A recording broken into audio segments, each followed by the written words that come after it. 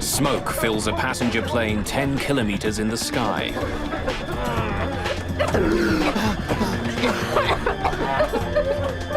We're on Mayday. We're going down.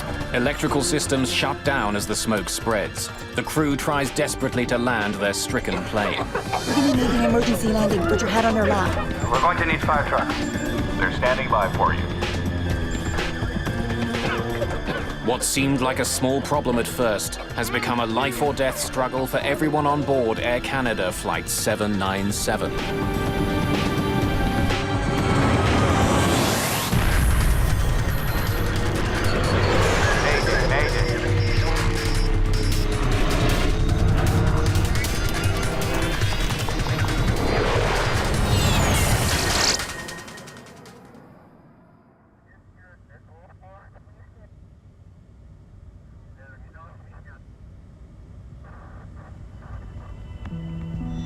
Early evening, June the 2nd, 1983. Supper time aboard Air Canada Flight 797. Captain Donald Cameron has been working for Air Canada for 17 years and has flown almost 5,000 hours on a DC-9. But it doesn't mean he gets to eat first. How's your seafood? Nice? Before he can dig in, his first officer, Claude Ouimet, will have to finish. Good. The jet is in the middle of a flight from Dallas, Texas to Montreal with a stopover in Toronto. The heavy cloud cover below hides some light showers, but at their cruising altitude of 10,000 meters, the view is clear and bright.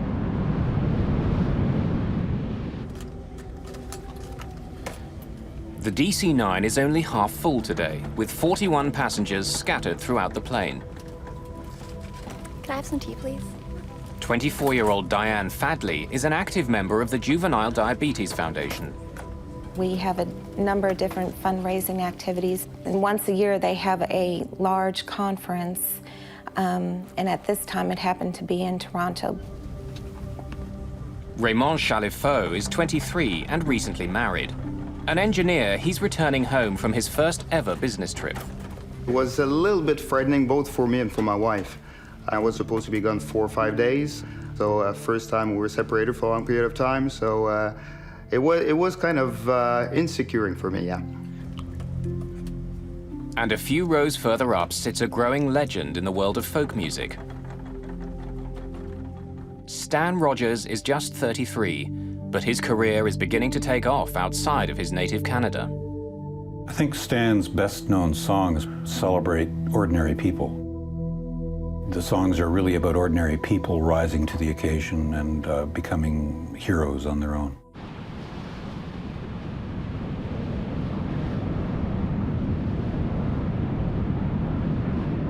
Just before 7 o'clock, the plane is a little more than halfway to Toronto. What was that? It's right there, I see it. Right there. Yeah. 3 circuit breakers have popped out. Like fuses, they protect delicate electrical circuits on the plane from becoming overloaded. Like a machine gun. Yeah. Zap, zap, zap. The 3 breakers are for the flushing motor in the toilet at the rear of the plane. Cameron decides to give them a few minutes before he tries to reset them again. You know, sometimes it overworks and overeats, and then the breaker popped, and then it cools off, and then you push the breaker and everything is fine. So put the snag in the logbook, and that's it. Someone must have pushed a rag down the toilet or something. Jammed it and it overheated. Cameron thinks that something must be stopping the motor from working properly. But it's not an emergency. Toilets get blocked all the time. Several minutes pass as the plane continues on its way to Toronto. Flight attendants Laura Kayama and Judy Davidson are busy serving up dinner in the cabin. In the cockpit, it's Captain Cameron's turn for dinner. But first, he wants to reset the 3 circuit breakers. Without them, the toilet won't work. The rest of the flight could get uncomfortable for the passengers. Pop says I push it. He's given it more than 8 minutes. But whatever is wrong with the washroom, it isn't fixing itself. In the cabin, one of the passengers complains about a disturbing odor. Yeah, that is a strange smell.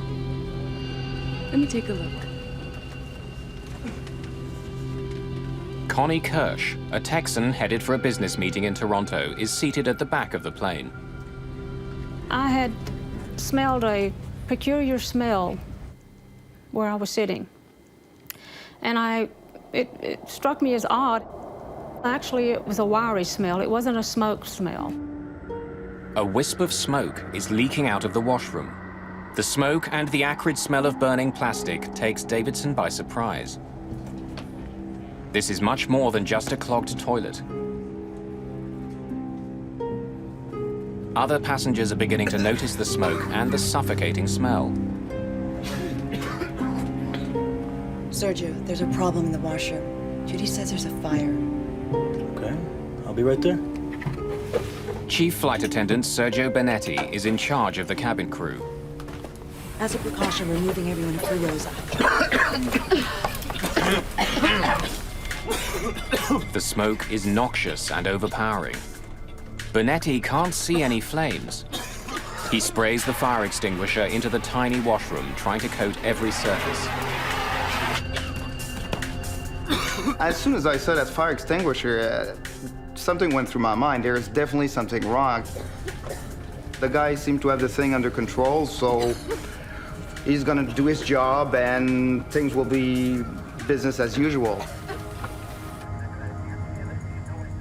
It's 2 minutes past 7, just 11 minutes since the circuit breakers first popped out. Laura Kayama brings Captain Cameron the disturbing news. Excuse me, Captain. There's a fire in the washroom in the back. They just went back to go put it out. You want me to go back? Yeah, go. A fire on board an aircraft is one of the worst situations any crew can face. The plane is some 10 kilometers high. What starts as a spark can turn deadly in a few short minutes. But at the moment, Cameron doesn't know how bad the situation is. You got to remember, in 1983, people were allowed to smoke in the aircraft. And there had been a number of incidents of this sort of in the industry. So it really didn't alarm me that much. Ouimet finds the situation is worse than he expected. I didn't see any flames when I opened the door before, but I sprayed it really good with the fire extinguisher. You think it was a cigarette in the garbage? No, not really. Okay.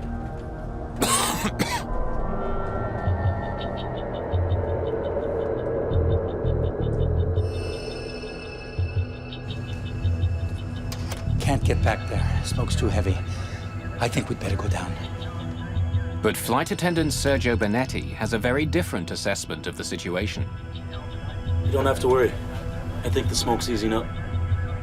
It's a confusing moment for Captain Cameron. Some components do fail from time to time that are not severe or serious enough to cause an emergency descent. That's a pretty serious thing. When Ouimet and Benetti were at the back of the plane, the smoke seemed thick, but now it appears to be subsiding. Okay, it's starting to clear now. But I'll go back and check if that's okay. Yeah, that's okay. Take these goggles. I'll leave my mask on. Go back wherever you can, but don't get yourself incapacitated. No problem. No problem. If it's just a broken toilet motor, Cameron can still make it to Toronto. But if it's more serious, he'll have to land immediately before the small inconvenience becomes a deadly problem.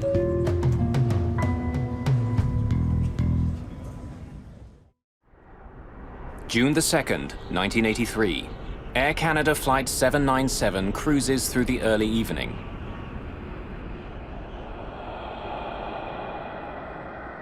The flight has taken an unsettling turn. Wisps of smoke are gathering at the back of the DC-9. An acrid smell is spreading through the cabin. The crew is growing concerned. They've already moved passengers towards the front of the jet, as far as possible from the creeping smoke. Captain Donald Cameron is waiting for an update from the back of the plane, when suddenly he's got a new problem. The master warning light is on. Electrical systems throughout the plane, including some in the cockpit, begin to fail. The airplane basically lost all its sophisticated navigation and attitude information. So I was left very suddenly with, I think, 3 engine instruments per engine and 4 flight instruments, which were very primitive. They were what you might have flown a World War II bomber with. With his electrical systems starting to shut down, Cameron calls the nearest ground control. Memphis Center, this is Air Canada 797. Air Canada 797, Indianapolis Center. Go ahead. Yeah, we've got an electrical problem here. We may be off communication shortly. Stand by. Co-pilot Claude Ouimet is at the back of the plane. The washroom door handle has become hot to the touch. He doesn't even risk opening it. Faced with a potential fire on board, the crew have no choice but to land their plane as soon as possible. I don't like what's happening. I think we'd better go down. We're going to be making an emergency descent. Brief the cabin crew. Yes, sir. As soon as the decision is made, another warning light goes on. They've just lost most of their emergency power. We're talking about multiple failure here, and it's starting to be complicated. So we're going down, and obviously we have to land. Mayday, mayday, mayday. A small problem has snowballed into an all-out emergency. Mayday, mayday, mayday. This is Louisville Control, over. Air Canada 797, we have a fire on board. We are going down.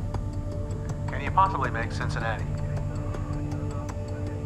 Roger that. Cincinnati is 46 kilometers away. They can make it. Captain Cameron begins an initial descent to 1,500 meters. The crew has switched to emergency battery power, but many of the plane's instruments aren't functioning. So all we had left was DC immer power, and that's only good for radios, basically. It's not only instruments. Cameron finds that a critical piece of his plane isn't working properly. The horizontal stabilizer on the tail of his DC-9 is frozen. Cameron uses the part that's still working, the elevators, to make the plane dive. But like a car that's lost power steering, the aircraft resists. As Cameron pushes on the controls, they push back with a pressure equal to 20 kilograms. The airplane became very heavy, and I took my total concentration to fly the airplane. An acrid, bitter smoke is creeping forward from the back of the plane and seeping in from the seams in the fuselage ceiling. It hovers like a cloud over the passengers' heads. Incredibly harsh smoke that was really irritating your throat. You had to take really, really small breath, otherwise you would choke. I could see it rise. It was traveling along those luggage racks, you know, coming forward. The smell of burning plastic fills the air. Dropping oxygen masks could make the situation worse. I could have deployed the oxygen mask for the passengers, but it's forbidden.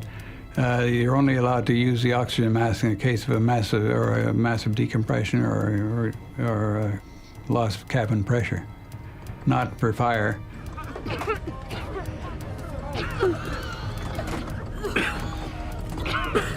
I was crying and scared. I wasn't hysterical. The gentleman sitting next to me explained to me that if I would not cry and if I could, you know, conserve my, not breathe so fast, that it would conserve the oxygen, would help us, and not to worry, that the flight attendants, they really know how to handle these sort of situations. As the electrical malfunctions ripple through the plane, the PA system shuts down. Flight attendants struggle to shout directions, but it's getting more and more difficult to breathe. In 1983, it's not standard procedure to tell passengers how to open the emergency doors. But in this case, The two flight attendants are taking no chances. As plain as possible.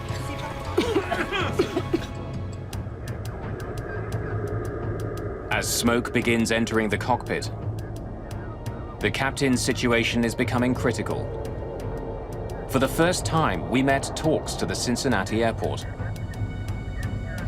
Approach, Air Canada 797. We're on Mayday. We're going down.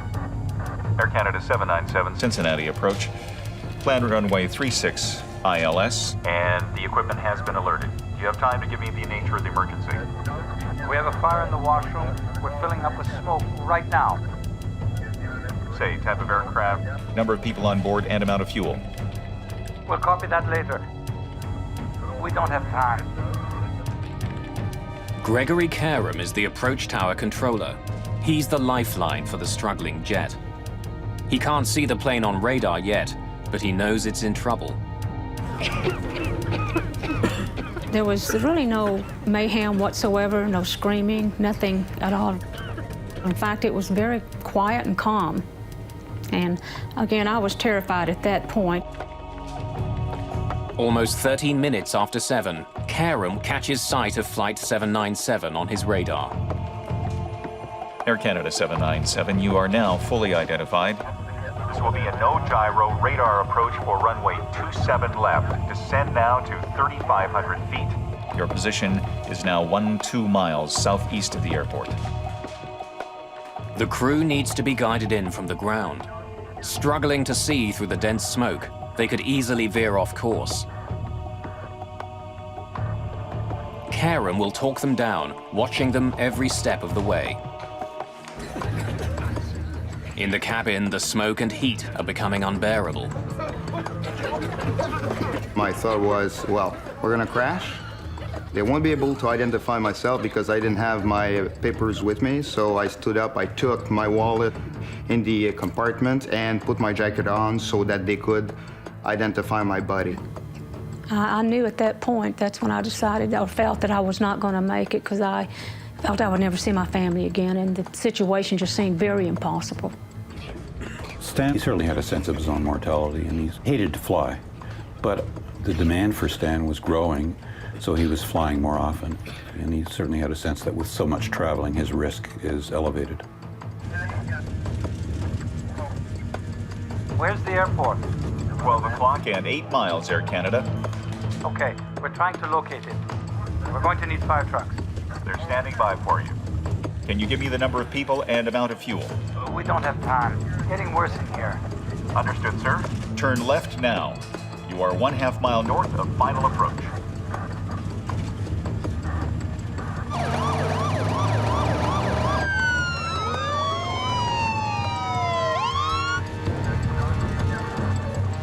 Finally, the crew see the airport. Okay, we have the airport. The tower has you in sight. You need not acknowledge further transmission from the Air Canada 797. You are cleared to land. You are 4 miles from the airport.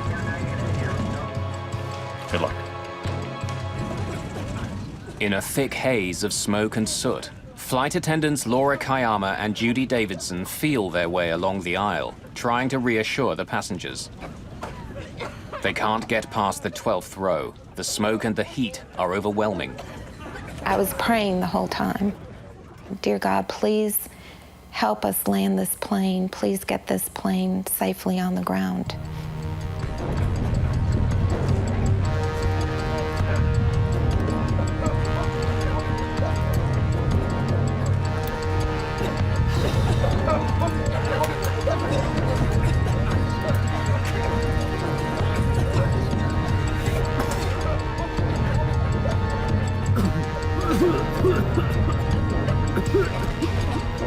Can't see, can't breathe, death absolutely crossed my mind, but hang in there, don't give up. I've been married for less than a year and it's already over. So I started breathing as little as I could and start thinking seriously at my wife. Fighting the reluctant controls, Captain Cameron's strength is being pushed to the limit.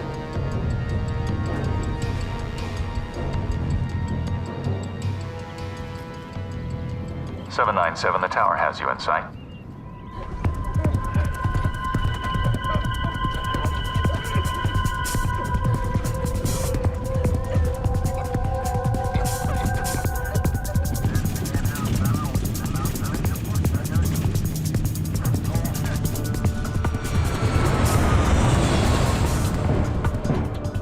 Squinting through the smoke, the crew of Flight 797 land hard. At 20 minutes after 7, the Air Canada plane is on the ground. It's less than 30 minutes since the first sign of any trouble on board Flight 797. When we touch the ground, I assume that we're safe now. Now let's get out of this airplane. But inside the plane, the smoke isn't letting up. Passengers are undoing their seatbelts and trying desperately to escape. I got up out of my seat, and I remember putting my hands up on someone's back, and it was like waiting in a line. And I knew that was one line I didn't want to wait very long. So I turned around and went the other direction, not knowing I was actually heading towards the front of the plane.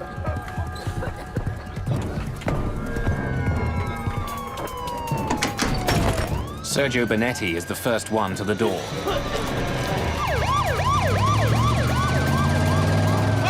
He helps gasping passengers escape.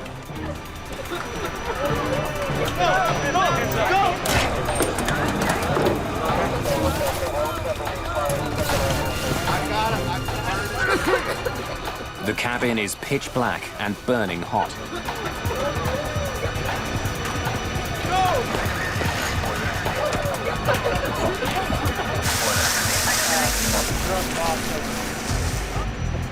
In the cockpit, the crew quickly shuts the plane down. The first officer escapes through the emergency window. It's a 5-meter jump to the ground.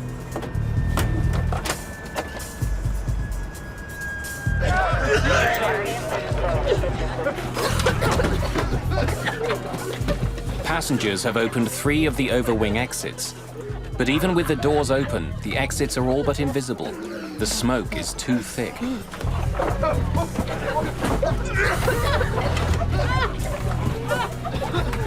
I saw a light, and it was the door that had opened. Someone had opened the door.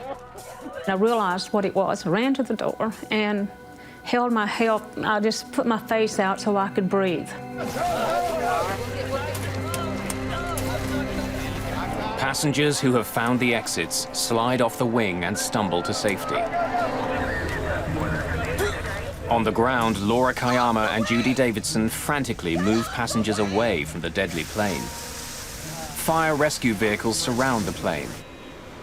They douse the plane's exterior and the ground beneath with foam, fearing a fuel fire or worse, an explosion.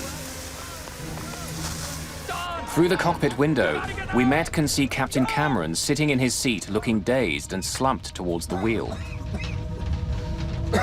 First thing that got my attention was to see Don's face in the window and realize that he was not completely conscious. I couldn't get out of my seat.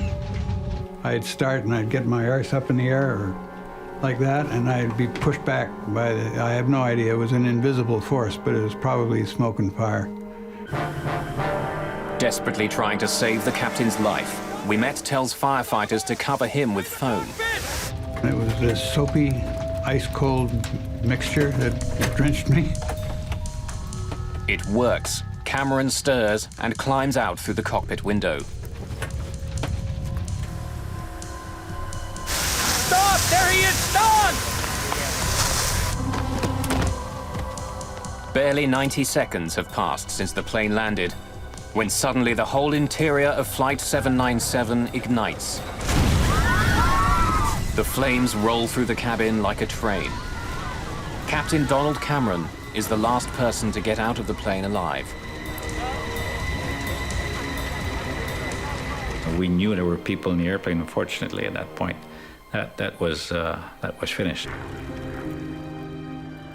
The cabin fire breaks through the top of the fuselage. Black smoke can be seen for kilometers.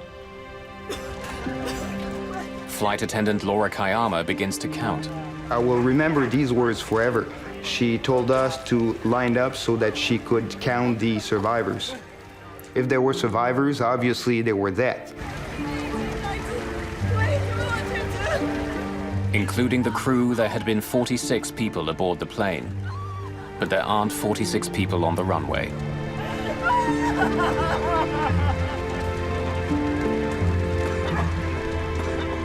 I really thought that if the pilot could land the plane, we would all get off.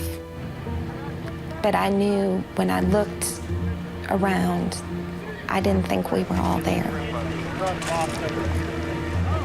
The passengers who escaped the plane suffer from smoke inhalation and minor injuries, but most are not badly hurt. It was almost like if you got off the plane, nothing was wrong. I mean, there was maybe a sprained ankle, maybe someone had a broken arm or something. You made it and you were completely fine, or you didn't make it. The young man next to me that helped me with my breathing techniques didn't survive. That was a real tough blow, because I know, for one, I believe he played a big part in my survival. I guess it was around midnight. I decided to call Air Canada. I said, I'm trying to find out if a friend of mine was on this flight in Cincinnati. And she said, are you a member of the family? I said, no, I'm just a close friend. And she said, do you know if his wife is alone? And I said, well, yes. And she said, well, she may need somebody with her.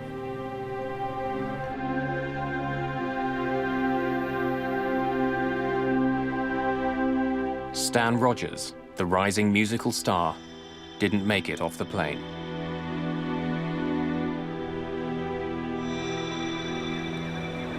Cincinnati ground. This is captain of the Air Canada flight that's on fire here.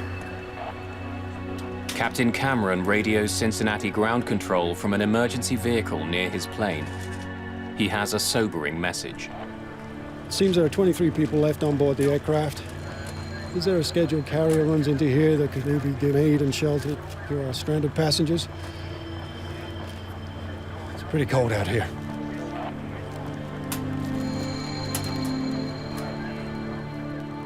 What began with a simple electrical problem has taken the lives of 23 people.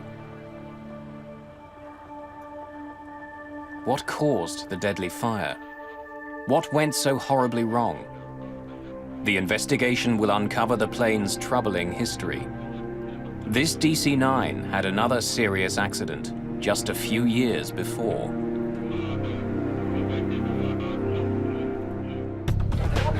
In June of 1983, a strange smell in the back of an Air Canada DC-9 quickly turned into an all-out emergency.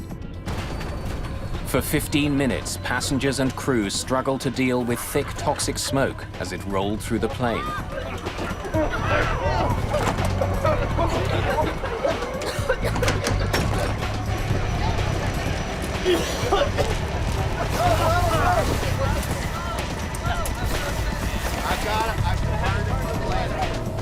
Flight 797 made a remarkable landing, only to burst into flames 90 seconds later.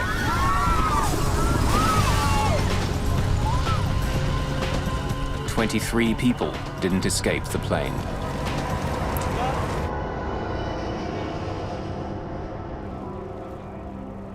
Now the burnt shell of the DC-9 sits on the runway at the Greater Cincinnati Airport. It's one of the most disturbing airplane disasters in years. Within the hour, investigators from the National Transportation Safety Board are on the scene. The first grim task of the investigators is to recover the bodies of the dead. 21 Canadians and 2 Americans. Many are burned beyond recognition.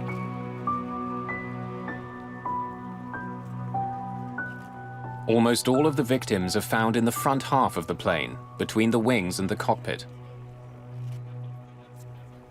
Some are still strapped into their seats. Others are found in the aisles. And even though all the passengers had been moved up earlier in the flight, 2 bodies are found near the rear, beyond the wings. Because of the dense smoke in the cabin, the passengers couldn't see well enough to find the exits. And 2 passengers went beyond the overwing exits and succumbed to the environment. Investigators take blood samples from the bodies. They find deadly levels of certain chemicals that were produced as the plane burned. When we did toxicological studies, we were able to determine that there were some significant high levels of cyanide and fluoride in the blood, as well as carbon monoxide. It's not known if the toxic fumes killed the passengers. All that's certain is that they were unable to escape before the flames tore through.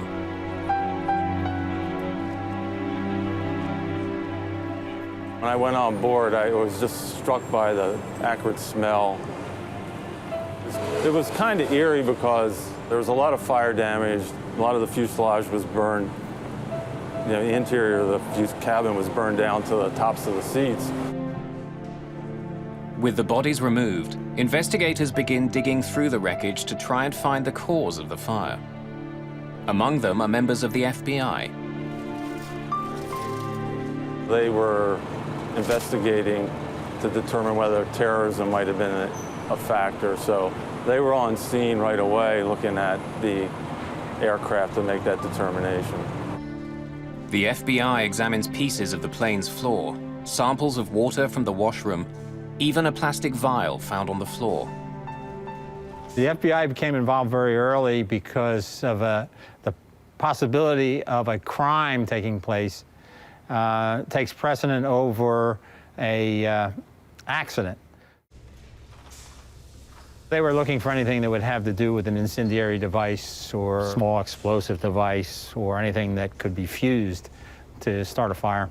They determined that there was no evidence of any crime being committed. It was probably accidental ignition, and so they then left and NTSB took over the accident. Having discounted the possibility that the fire was deliberately set, investigators consider the next obvious cause: a cigarette. When smoking on planes was still allowed, the most common source of fires in a washroom was the trash container.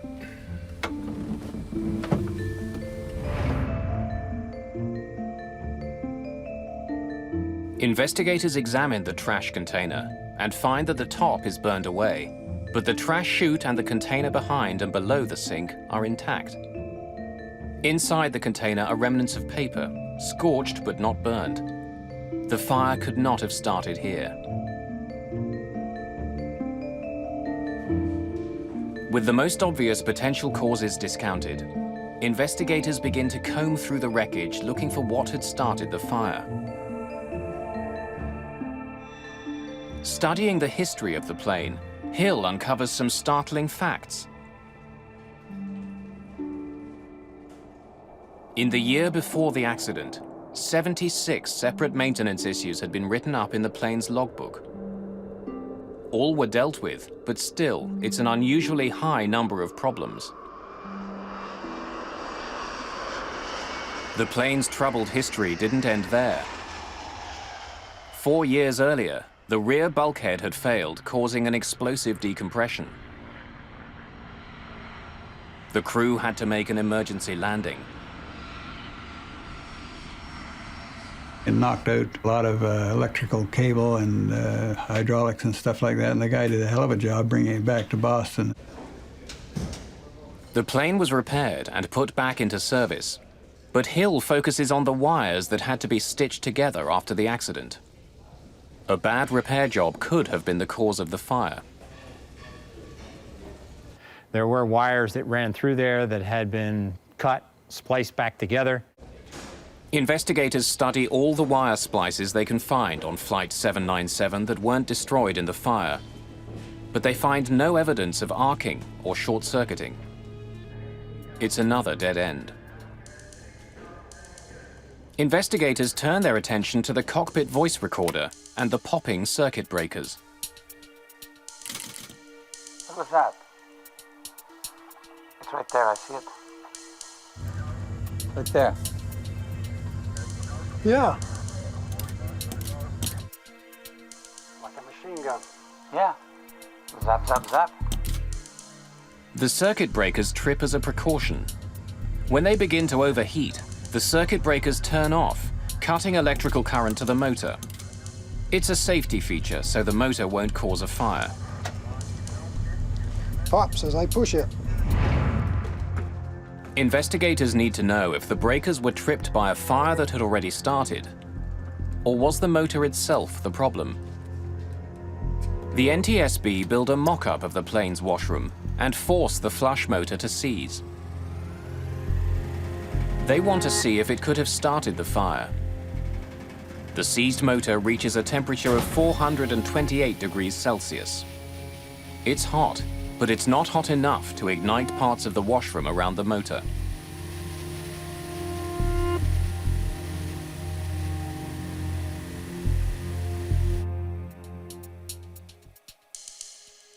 As they listen to the cockpit voice recorder, investigators uncover a puzzling clue. 3 minutes before the circuit breakers popped, the recorder picked up another noise. It was the sound of electrical arcing, like static, repeated 8 times. The noises weren't audible to the crew. Hidden from view on any airplane is a river of wiring. Investigators focus on a cable coming from a generator below the washroom floor. Insulation had rubbed off 2 wires, making it possible for sparks to be produced, sparks that could start a fire. There was evidence that there was some electrical arcing, but it could have occurred after the insulation had burned on those wires. In spite of countless hours of investigation and numerous tests, in the end, the NTSB can't pinpoint the exact cause of the fire. There simply isn't enough evidence.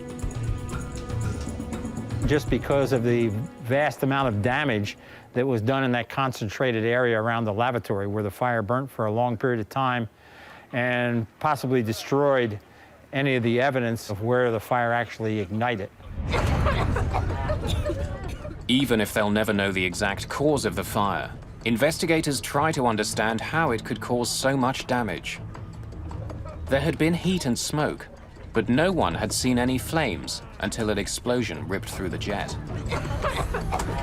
When you have a fire that has incomplete combustion, when it has a lack of oxygen, they will produce combustible gases.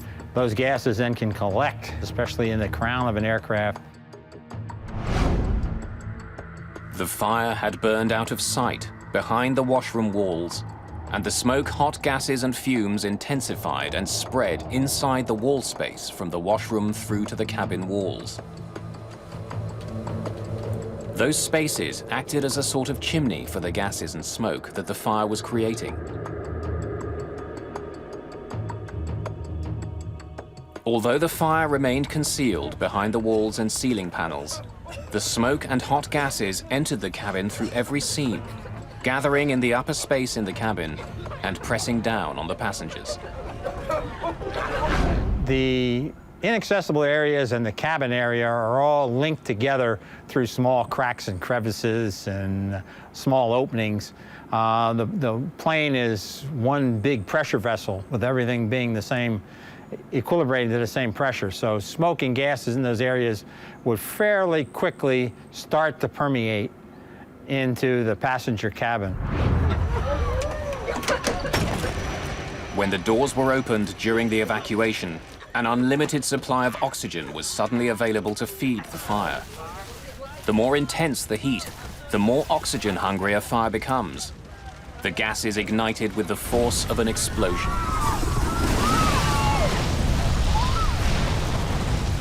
Once you have a flashover, you produce heat, toxic gases, and you burn up all the oxygen in the cabin, and it becomes non-survivable. The technical part of the investigation is complete. But there are still a lot of questions about how the crew responded to the fire. The first thought is that it's starting to clear now, and at that point I reckon that the fire was under control. Could they have done more to prevent the tragedy on board Flight 797?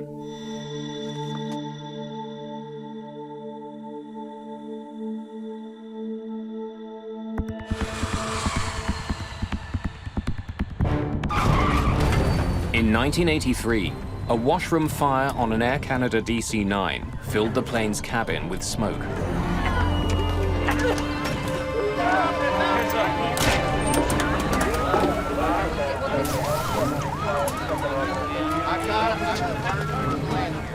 The crew struggled to land the plane, but a flash fire ripped through the jet moments after it came to a stop. 23 people were killed. There was a fireman hollering at us. I think the quote was, "She could blow at any minute." NTSB investigators are unable to definitively pinpoint the cause of the fire. But after reviewing all the information they have, they're ready to release their report. The report on the lethal fire aboard Air Canada Flight 797 is published a year after the accident. It's a landmark in aircraft safety, but it immediately makes for controversial headlines. The NTSB points out that the source of the smoke was never identified, either by the flight attendants or the first officer. The captain was never told, nor did he inquire as to the precise location and extent of the fire which had been reported to him. And with that in mind, what type of fire did you believe that you had? The bin fire. Mayday, mayday, mayday. And the report asks a hypothetical question. Canada 797, we have a fire on board. We are going down. Can you possibly make Cincinnati? Roger that. If he'd begun to descend sooner, could the captain have landed at Standiford Field Airport in Louisville, Kentucky? It was a few minutes closer. The report and the media attention it gets are devastating to Captain Cameron and his crew. Soon after the report is released, there's an outcry among pilots in the industry. They resent its implied criticism of Flight 797's crew and the suggestion that they could have begun their descent 5 minutes sooner. Several months later, the Airline Pilots Association submits a petition that defends Cameron and the crew. It makes an impact. The NTSB release a revised report, including the petition by the Airline Pilots Association. In the petition, First Officer We Met writes an impassioned defense of landing the plane where and when they did.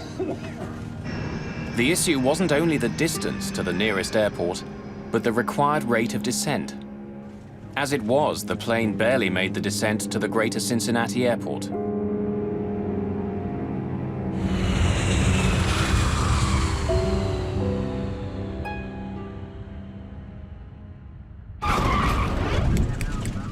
Still, the National Transportation Safety Board's revised summary doesn't pull all its punches, pointing a finger at Captain Cameron.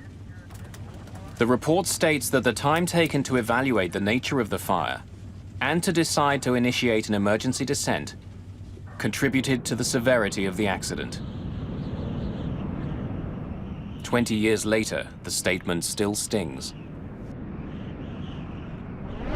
I'm glad they were all, the people that got off. I'm very sorry that the people that didn't get off because we spent a lot of time and effort getting them there.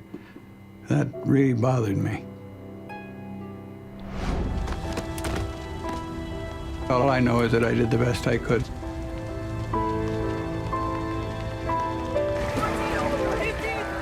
Along with the comments on the performance of the crew, the NTSB recommends a host of safety improvements. Perhaps if the flight had been full, someone would have noticed the smell of smoke sooner.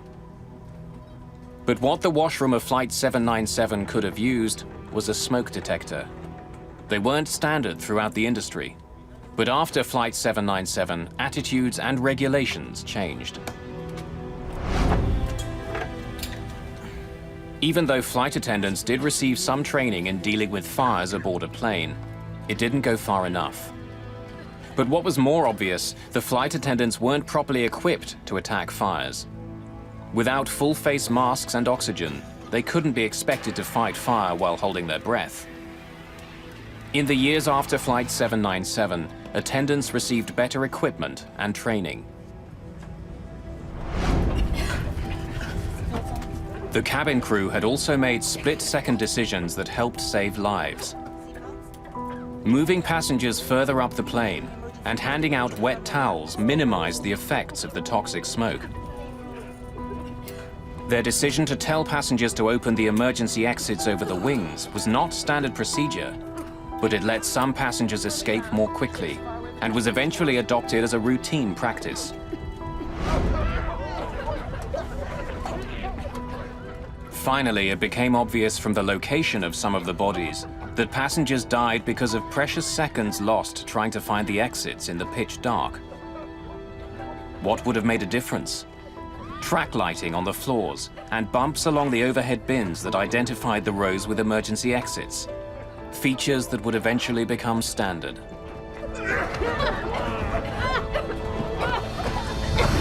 As a direct result of 797, a number of rules were changed, including a more stringent test for seats, a heat release and smoke requirement for cabin interior panels, requirement for smoke detectors in lavatories, and halon fire extinguishers in the cabin. Emergency landing. Put your head on your lap. Stay in that. But the changes were too late for those who died on Flight 797, like the man sitting beside Connie Kirsch. Months after the crash, his wife tracked Connie down. She said, I just understand my husband was the one that was next to you, and I just wanted to know how was he? What was his spirits? And I said, he was in great spirits. He's very nice. He let me sit next to him and explained to me how to breathe. That was really difficult, you know, and the guilt that I carried for a long time was difficult. But I'm past the guilt, but I guess when you go back to it and you think about it like this in detail, you're right back there. Stan Rogers was another victim of Flight 797.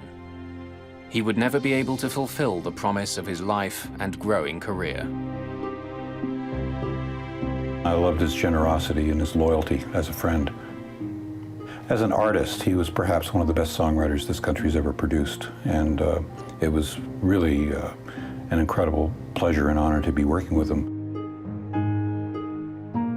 He still gets lots and lots of airplay, and so his legend grows.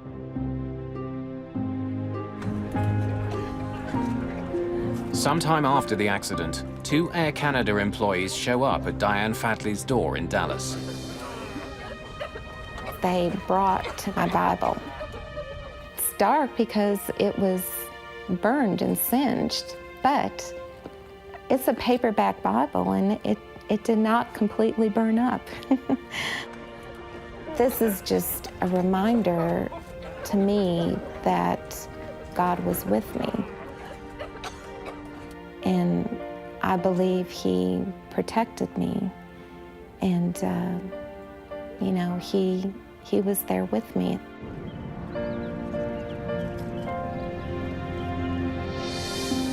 Captain Cameron and his crew eventually received 6 separate awards for their heroic actions on Flight 797, including recognition from the Royal Canadian Air Force.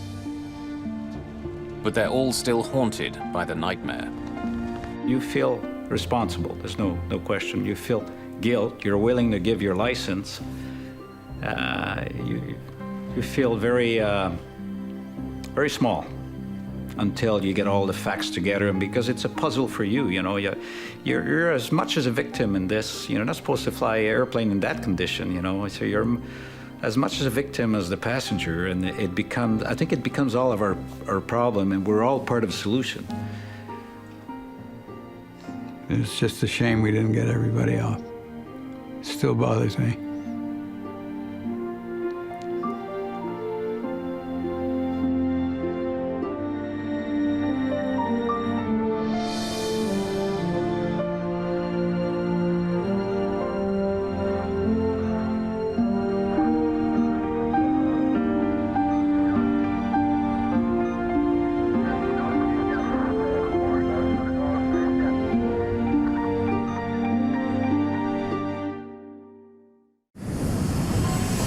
In the dark of night, over the Red Sea, a pilot struggles to control his passenger jet.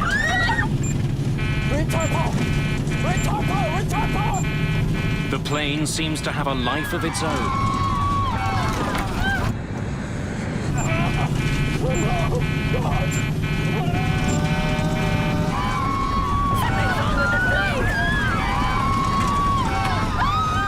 I heard a scream, a noise. After that, I didn't hear anything.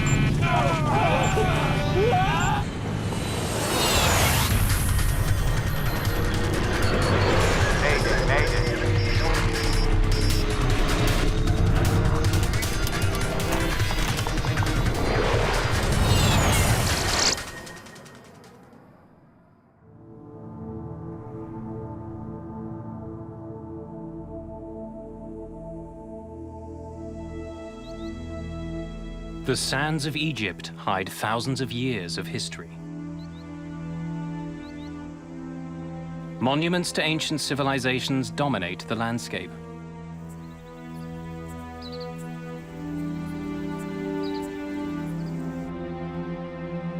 But for sun-loving Europeans, Egypt is also a resort destination, where the most important sand is on the beach.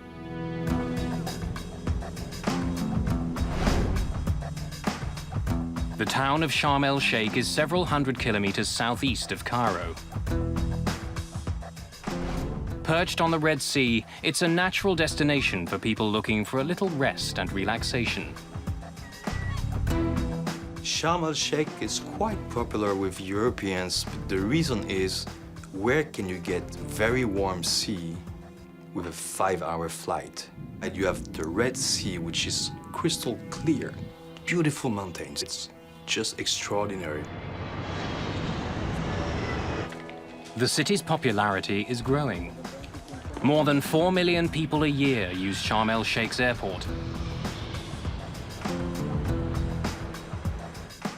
In the early days of 2004, tourists aren't the only ones drawn to the local beaches. British Prime Minister Tony Blair is also in the region visiting Egyptian leader Hosni Mubarak.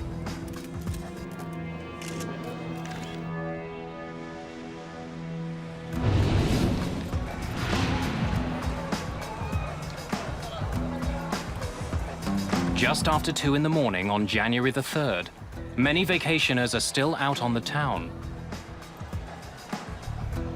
But 53-year-old Captain Kader Abdullah is just starting his day. He's renowned for his punctuality. A former officer in the Egyptian Air Force, Kader is now a highly respected captain with the charter company Flash Airlines.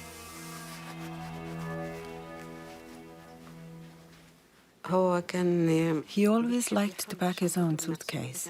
He wouldn't let me do it for him. He always said, I would like to prepare my own things to make sure I don't forget anything.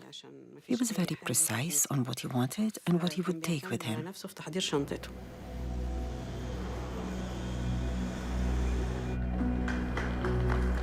Captain Kader meets up with his 25-year-old first officer, Amr el-Shafi. Together, they'll fly out of Sharm el-Sheikh heading for Paris. Good morning. Good morning, sir. El-Shafi is young enough to be the captain's son. The early morning flight isn't for everyone. Pascal Mercier and his family are supposed to be on the Flash jet, but changed their plans. I was booked on the Flash Island flight. When my agency told me that I had to wake up very early and then we had to change planes in Cairo, I said, this is really stupid. I mean, if my daughter was like 2 years old and the other ones were like 6 and 8. So really, I didn't feel comfortable about changing planes and so on. For other tourists, the cheap tickets that Flash offers are worth the trouble of getting up early. France Toulier was able to bring his entire family to Egypt. They need the break. My brother-in-law had just lost his father, so he brought his children, his mother, and his wife there just to have a good time. Not to see the sights or anything, just to have a good time. That's what Sharm el-Sheikh is known for.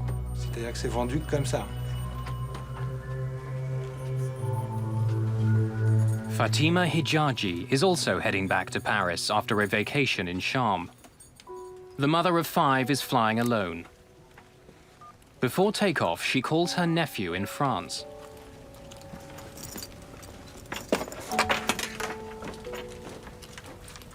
Hi. I was asleep when she called. I didn't really want to get into a conversation with her.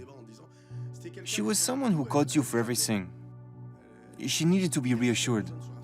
So, even though she had the 5 or 6 hour flight ahead of her, she just wanted to make sure that I would be there to pick her up at the airport. In all, 148 passengers and crew settle into their seats aboard the jet. It's 5 a.m. In the cockpit, Ashraf Abdel Hamid is the 3rd member of the crew. He's training as a first officer, although he's worked for years piloting corporate jets. Temperature 12, dew point 01. None of the crew members are happy with the poor quality of the weather information they're getting from the local air traffic controller. They didn't say sky clear, they said clouds and sky clear. How? The two are opposite. Ask him about ceiling. No ceiling and clouds and sky clear. Maybe it's scattered. Maybe he means scatter. Good morning. The captain is also frustrated that one of his instruments isn't working. Although the engineer agrees there's a problem, it's not serious enough to fix. Especially electrical. The men laugh it off at the expense of the first officer. It's probably caused by Ma making a heavy landing.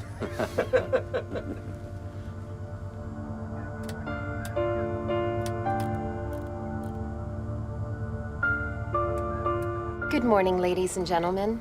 On behalf of Captain Kader and his entire crew, we welcome you on board Flash Airlines Boeing 737-300.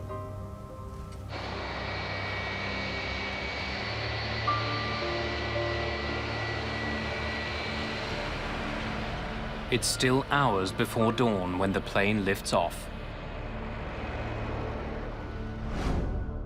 The Flash Airlines flight will head out over the Red Sea before turning towards Cairo.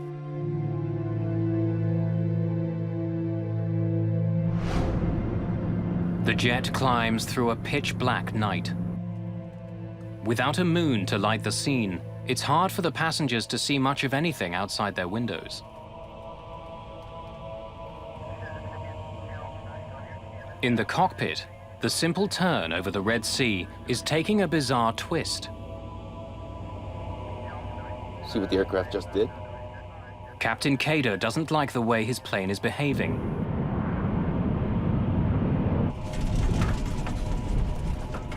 Turning right, sir. What? Aircraft is turning right. Turning right? How turning right? The plane is supposed to be turning left on its way to Cairo.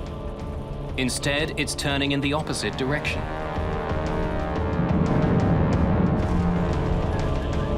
Okay. Out. The captain tries to get his plane back on course, but his situation just gets worse.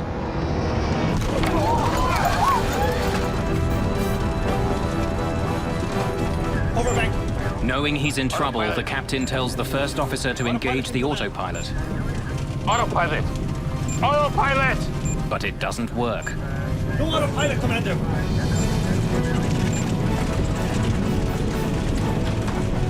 The 737 is now flying almost completely on its side. The plane gains speed as it spirals towards the Red Sea. Just minutes after takeoff, the plane is out of control. Diving towards the water, it's traveling at more than 700 kilometers an hour. Everyone on board is running out of time.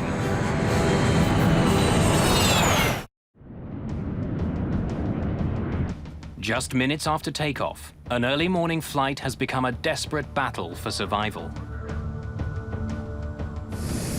A passenger jet filled with French families is plunging towards the Red Sea. Everyone on board can feel the tremendous speed and gut-wrenching turns.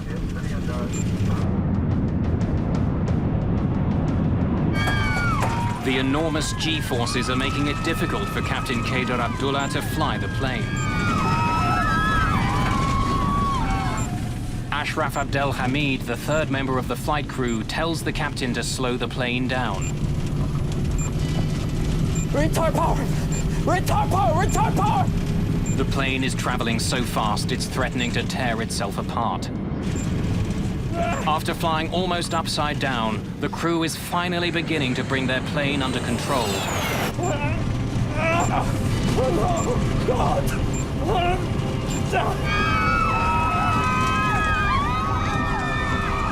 Then they hear the ground proximity warning. They're getting dangerously close to the Red Sea.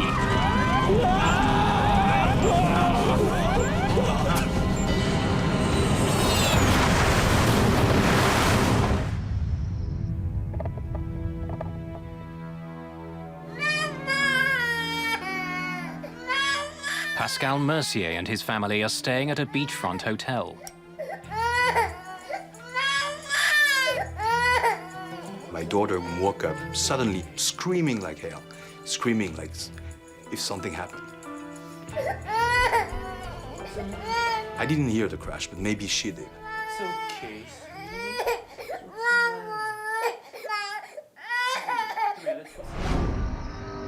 It's just before 5 in the morning, minutes after the plane took off from the airport. It's disappeared from local radar screens.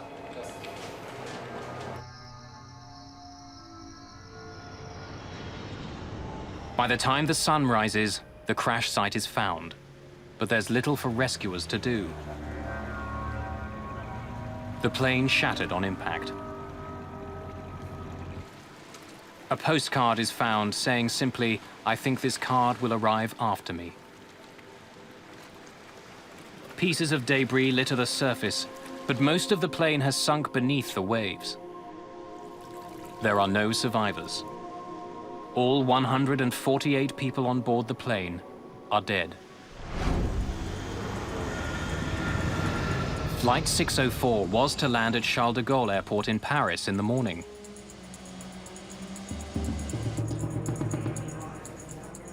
As family and friends wait, officials list the plane as delayed and then slowly break the news of the accident.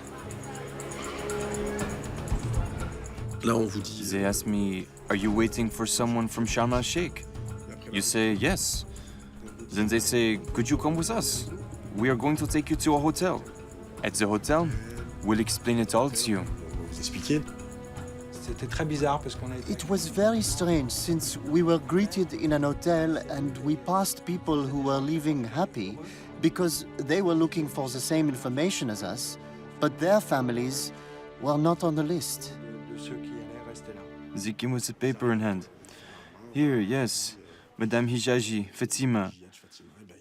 We apologize that you have to learn it this way, but she's dead." Later, on his voicemail, Mohammed Hijaji hears Fatima's message sent during the flight. I heard a scream, a noise. After that, I didn't hear anything. Captain Kader's wife hears about the crash from her son.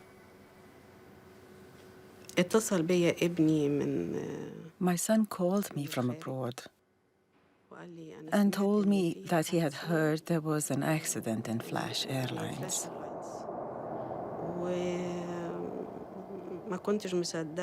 I was in disbelief for a while until it became reality. It was a very big shock for me.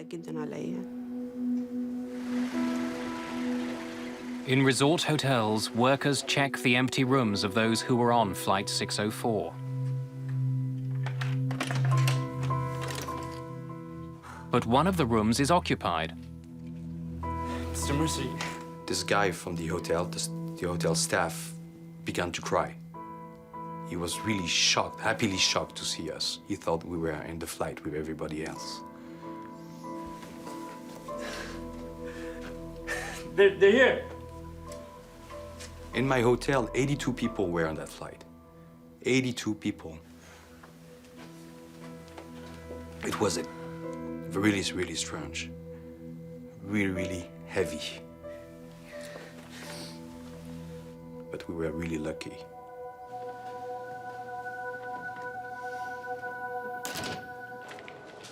There had been no Mayday call from the plane, no warning to air traffic control that something was wrong. With the plane crashing just minutes after it left the airport, there are immediate concerns that a bomb had brought the jet down. The plane had just taken off, and it looked very strange why this accident happened so quickly after takeoff.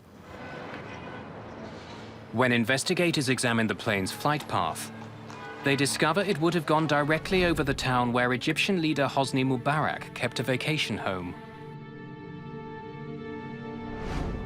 It's also close to the house where British Prime Minister Tony Blair and his family were staying.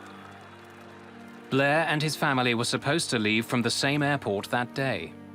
Security around the Prime Minister is immediately heightened. 2 days after the crash, authorities receive a phone call. Terrorists from Yemen claim responsibility for the crash. They say it's a protest against a French law banning the Muslim headscarf, the hijab, in public schools.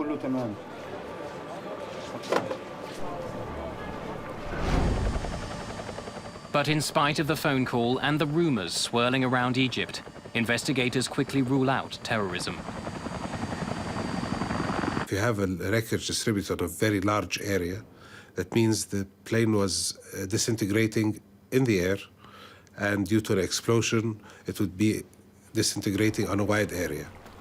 In this case, there was very, very few pieces, and all located in a very small area. So this indicated that the plane was intact and went into the water intact. If it wasn't terrorism, what had ripped the plane from the sky so quickly? Investigators face an enormous challenge. The plane has sunk below the surface of the Red Sea. Divers have to fight off sharks that are drawn to the carnage. The rescue teams find few bodies intact. The aircraft and most of the 148 passengers and crew have sunk over 1,000 meters to the bottom of the Red Sea. The first task of investigators is to find the aircraft's flight data and cockpit voice recorders, the black boxes. If they survived the crash, they will now be on the seabed.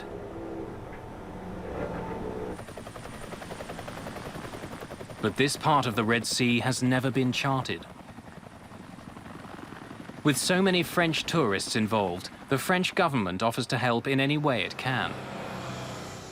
The French immediately responded by sending a boat specially equipped with robots to search the bottom of the sea. But the wreckage is too deep. The sub that the French boat has can't survive the enormous pressure at the bottom of the sea. The investigators desperately need another submarine. But they're running out of time. The black box transmits a radio signal, but the battery only lasts for 30 days. If investigators can't find it within a month, the mystery of Flight 604 may never be solved. Getting to the black boxes before the time the pingers stopped transmitting was always a very worrisome aspect to all the investigation team. Everybody was working 24 hours, round the clock, to try to salvage these and try to locate them first. While the recovery effort continues, family and friends of the victims begin to mourn those who died. They pressure investigators to solve the mystery. C'est la catastrophe. It's the biggest air disaster involving French nationals, the biggest in the history of civil aviation. American, French, and Egyptian experts join forces.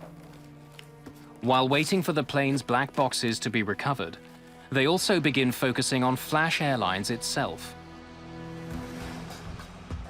Flying just 2 planes, it was one of a number of low-cost charter companies that had been competing for customers in Europe.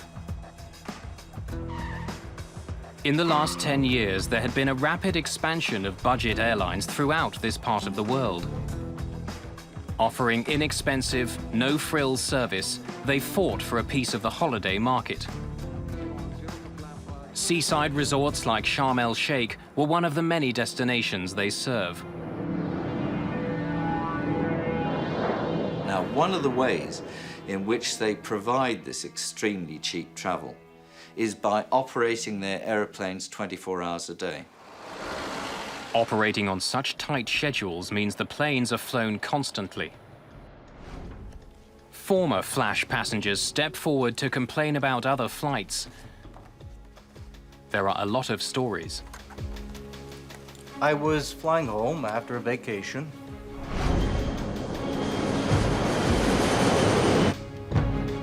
A year before the crash, while flying from Sharm el-Sheikh to Bologna, one passenger recalls seeing flames pouring from a Flash Airlines jet.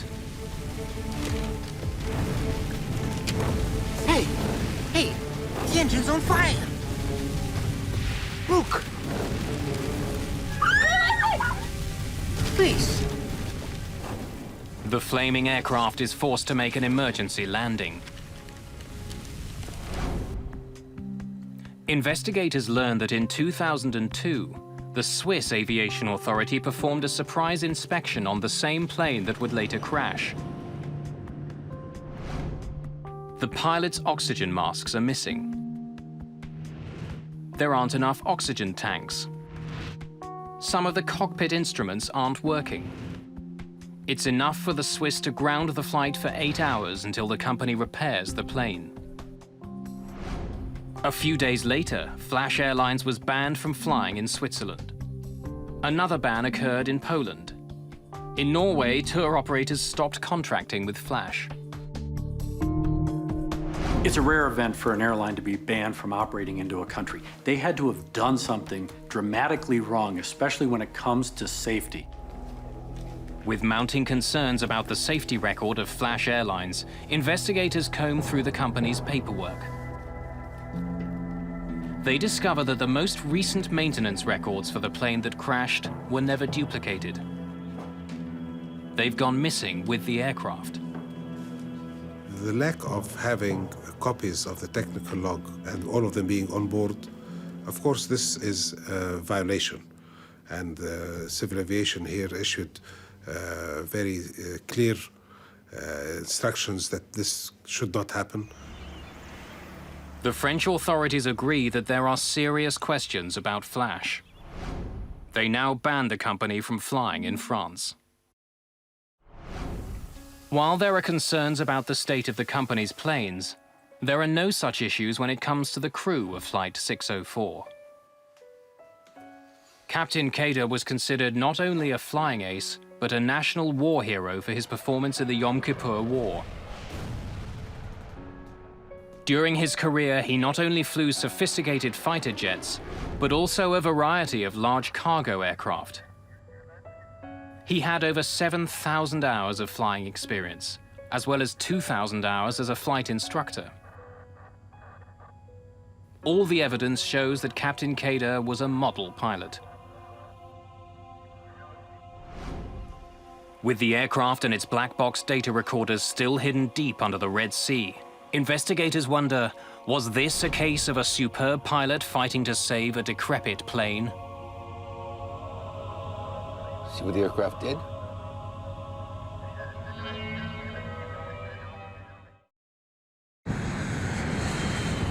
On a moonless January night, a Flash Airlines 737 spiraled wildly into the Red Sea. All 148 people on board were killed. Investigators trying to find out why the plane went down have uncovered a history of safety problems with the airline. But trying to prove that there was anything wrong with the plane that crashed is difficult. Much of the wreckage has sunk deep beneath the waves. Investigators have been unable to find the flight's black boxes. Whenever an airplane crashes into the water, there's always a fear by investigators that the cockpit voice recorder and the flight data recorder may not be recovered. Those two boxes, in and of themselves, give the investigator a very good picture, and without them, could make the investigation process very, very difficult. Finally, after several days of searching, a breakthrough. A French research ship hears the locator signals given off by the black boxes. A remotely operated sub drops down over 1,000 meters. The violence of the crash has spread the wreckage over a wide area.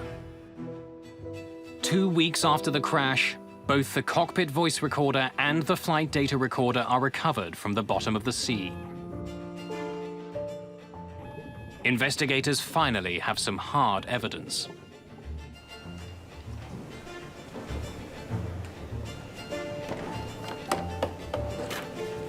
The Egyptian, French, and American team examines the critical devices in Cairo.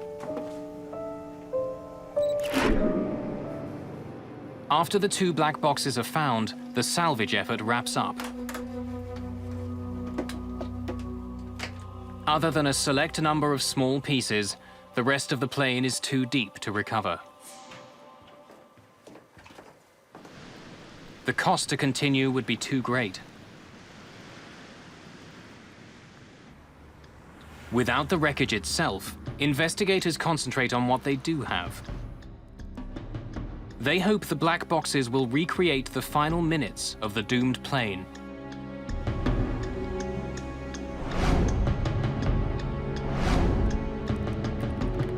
One of the things we did to depict the path of the aircraft was we created an animation based on the data we got from the flight data recorder and from radar. The flight data recorder paints a devastating picture. Shortly after takeoff, the plane began heading left, just as it was supposed to. But then it quickly started banking in the other direction. The cockpit voice recorder shows that the turn caught the captain off guard. Turning right, sir. What? How turning right? Analyzing the cockpit voice recorder, it showed that the pilots were experiencing definitely some kind of an abnormality, a problem that they could not understand. The investigators sift through the flight data to find some explanation for the jet's bizarre movement. Perhaps some mechanical fault was forcing the plane off course. And there is an indication that something was wrong with the flash jet before it took off. On the runway, the captain and the ground engineer discussed an electrical malfunction. But it's impossible to tell from the cockpit voice recorder exactly what the problem was. Especially electrical.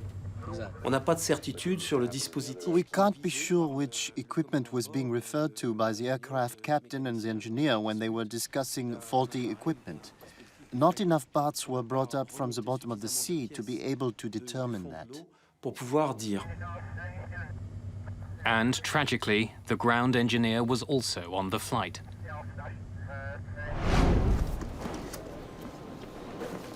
We believe from the data we are looking at in the flight data recorder that there is a very high possibility that the plane was tending to turn to the right by itself. But what exactly had gone wrong? A thorough accident investigation can take years. But in the case of Flash Flight 604, there are unique challenges. The problem with accident investigation is that it's very time-consuming and resource-intensive, especially when we don't have an airplane to physically look at. You want to be absolutely sure of the facts, conditions, and circumstances before you publish that information. Family and friends of the victims are becoming more and more frustrated. As the months pass, they demand answers. We were led to protest outside the Egyptian embassy because we had no news. 11 months after the disaster, we had no message, no information. Shortly after the protest, Egyptian investigators release a factual report. It contains all of the information from the black boxes, but the report does not reach any conclusions about why the jet crashed. Ladies and gentlemen, good evening. With a situation as complicated as this one, the investigators don't yet have any answers. The only thing they can do is to keep looking.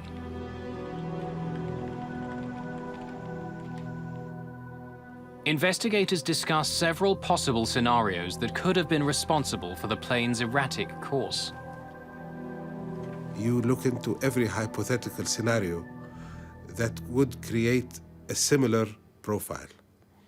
And then you see if this profile fit the data that you have put together. 50 different theories are examined in minute detail. In the process of looking into all the possible hypothetical scenarios, we proceeded by eliminating those that did not fit the data. Investigators travel to the United States to test the most likely ideas in a sophisticated simulator.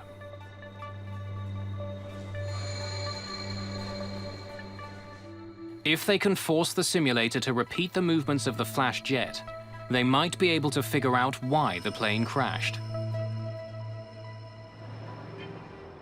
The results are brought back to Cairo. There are only 4 mechanical faults that could have produced the flight path of the doomed jet. Investigators believe the key to the crash is to find out why the plane began turning off course. These 4 scenarios were all related to what would cause an uncommanded bank. So we were left with these as causes that we could not rule out. 2 of the scenarios involved the spoilers on the plane's right wing. Spoilers lift up from the top surface of the wing, slowing it down. By producing drag or spoiling the airflow, they help turn the aircraft. If the pilot's control wheel or the cables that connect it to the spoiler jammed, it could have forced the plane off course. Problems with the spoilers are one explanation, but there's no physical proof. And while there were maintenance problems with flash planes, none of them had to do with the jet's spoilers. The team searches for another explanation. Another potential cause of the crash is the plane's ailerons. This part of a plane's wing controls the angle of a plane's turn. A malfunctioning aileron could have caused the plane to roll to the right. Again, if the crew couldn't fix the problem, the plane would have begun to spiral into the sea. While so-called aileron trim runaway would create a flight path like the one seen during the crash, once again, there's no physical proof to support the theory. And typically, aileron trim runaway can be physically overcome by pilots. All he would have had to do was overpower using more force to move the control wheel in an opposite direction. Overbanked. When they listen to the cockpit voice recorder, the investigators are puzzled by the constant discussion of the plane's autopilot. Autopilot. The captain asked for the autopilot to be turned on, but it had no effect and the plane began to plummet to the sea. And earlier in the cockpit recording, investigators uncover another curious exchange. Captain Kader began the initial turn over the Red Sea manually, but decided to let the autopilot take over. Autopilot. The flight data recorder shows that the autopilot was indeed turned on as the plane climbed. Not yet. But then the captain appears to change his mind.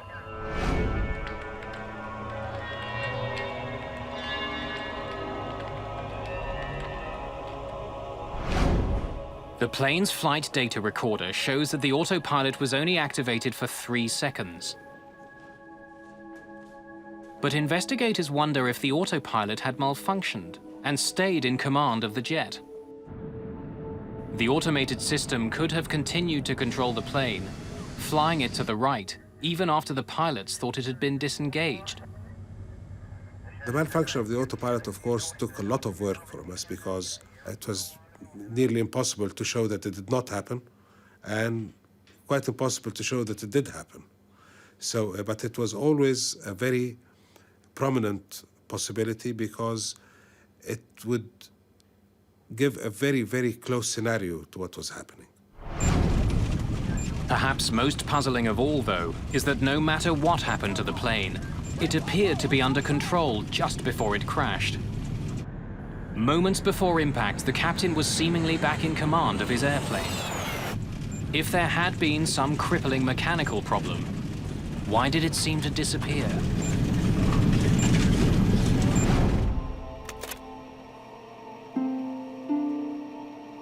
Some members of the team want to consider something besides mechanical fault: the pilots themselves. I think the major concern for the United States was that the human factors elements of this accident weren't thoroughly explored. Perhaps the high esteem given to Egyptian pilots was getting in the way. In Egypt, pilots are very respected, and in particular, Air Force pilots are very highly regarded. For the past 26 years, the country's president has been a highly decorated Air Force officer. In an environment like this, the pilot is somewhat immune to suspicion. When something goes wrong, the natural tendency is to blame the equipment. And on this flight, the pilot was a war hero with thousands of hours of experience. Studying the flight data recorders again, the investigators discover something peculiar. Even before the plane's bizarre turn to the right, 3 things all seem to happen at the same time. Instead of a smooth left turn, the plane begins to come out of its turn early. The nose starts to rise, and the plane's airspeed decreases noticeably. But during this time, the pilot says nothing. It seems that he's unaware of the changes to his flight path. I've flown out of Sharm el-Sheikh at nighttime and in the same type of aircraft. And in no way should the pilot allow the airspeed to drop by as much as 30 knots, or the bank angle to change beyond 5 degrees without clearly stating the reasons for the change in the flight path. Some investigators consider a provocative theory that might explain this seemingly bizarre behavior. Perhaps Captain Kader had been affected by vertigo.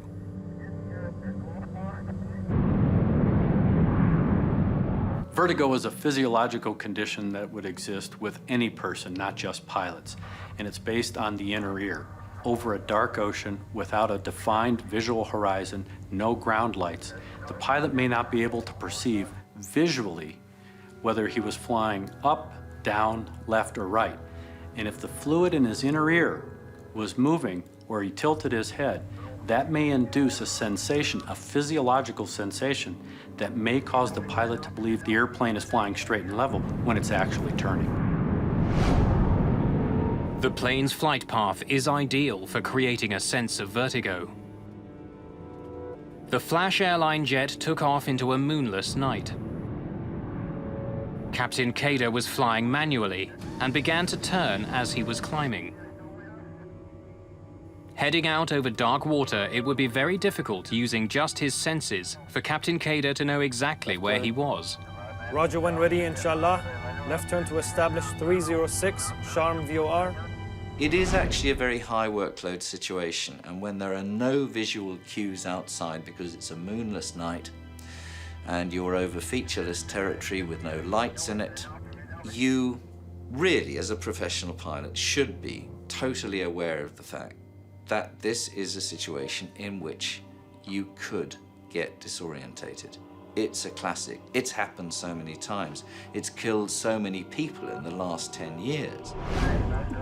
When the plane was supposed to be turning slowly left, the control wheel began inching towards the right. Perhaps the captain was making the turn without even being aware of it. When you study the movement of the aircraft control surfaces, it appears that something was guiding Captain Cutter to the right. Now, that could have been a false horizon or something he's seen outside of his window. See what the aircraft just did? Or perhaps he believed he was actually correcting a problem with the plane itself. He thinks he's gained his flight path again. And all of a sudden, at this moment, he receives contradictory information. Turning right, sir. What? Aircraft is turning right. The contradictory information adds to the pilot's confusion. He believes he's fixing a problem when he's told his problems have just started. In this particular instance, not only are you trying to fly the airplane and understand situationally what's happening, but you're going through the mental gymnastics because your expectations are one way. Meanwhile, you have the first officer who's telling him something that's totally different. Aircraft is turning right. Egyptian investigators agree that Captain Kader may have suffered some form of disorientation during the flight. But they don't believe it was the only problem the crew was dealing with. I don't really have a very clear indication that there was disorientation, but it's possible. There was a recovery from disorientation. The time to find out the problem and take the corrective action needed was more than the time left before impact. No matter what role disorientation played in the crash, investigators are about to learn that the crew wasn't properly trained to deal with it. Flash Airlines never provided the pilots with basic information that could have saved their lives.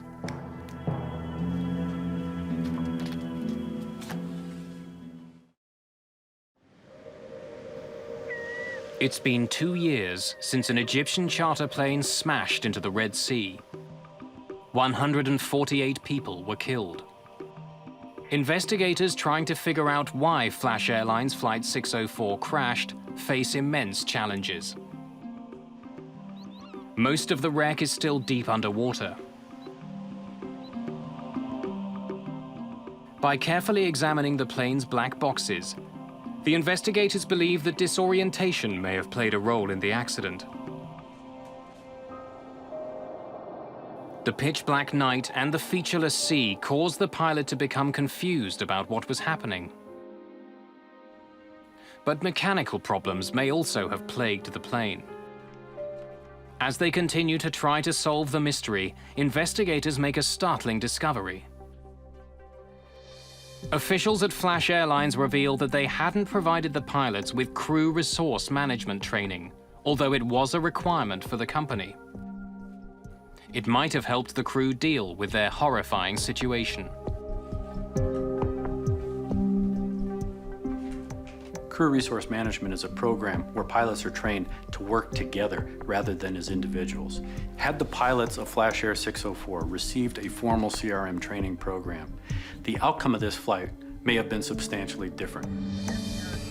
American investigators believe the very junior first officer may have felt the plane was in trouble before the captain did, but failed to offer suggestions to his much more experienced co-worker.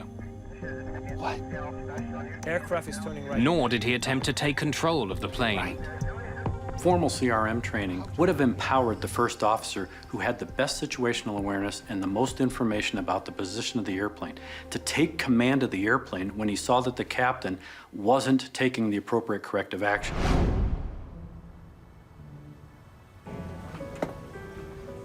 An earlier conversation in the cockpit before takeoff may reveal why the young first officer would have been reluctant to challenge the captain. Yesterday, we were coming in at dusk and the sun was 2-2. I felt I could hardly see the runway. And he's already saying, in sight. What in sight? Hey, sir. It may not have meant to be insulting, but it may have reinforced the first officer's feeling that he was the student and the captain was the teacher. I am unable to raise my eyes, and he says, in sight. Where in sight? It is going to serve as negative feedback. The young first officer is bound to hesitate. He doesn't want to be wrong again. He doesn't want to lose the respect of an Air Force general. In a crew, an effort must be made to bring together people who are able to co-pilot, not a crew in which one person pilots and the other person looks on without saying a word. But the captain and the co-pilot weren't alone in the cockpit. A third crew member with more experience than the first officer was also there. Maybe he's scattered. He too never said anything until the final seconds of the flight. Otherwise, how will we know when we clear the cloud? We hear him speak very clearly and very openly all during the time before the engine startup. He was in conversation with the first officer and with the captain. So this experienced person, being very quiet all through, we believe that if he saw any of the crew members doing something that he should not be doing, or not doing something that he should be doing, would have said something. Retard power! Retard power! The only word he said was, retard the throttles at the later stage of the event. Shows that that's the only thing he saw that should be done. Even if the co-pilot had taken control sooner, there's no way to know if he could have saved the jet. Whatever took place on Flight 604 happened quickly. And since the plane had just taken off, the crew had little time to react before they crashed into the sea.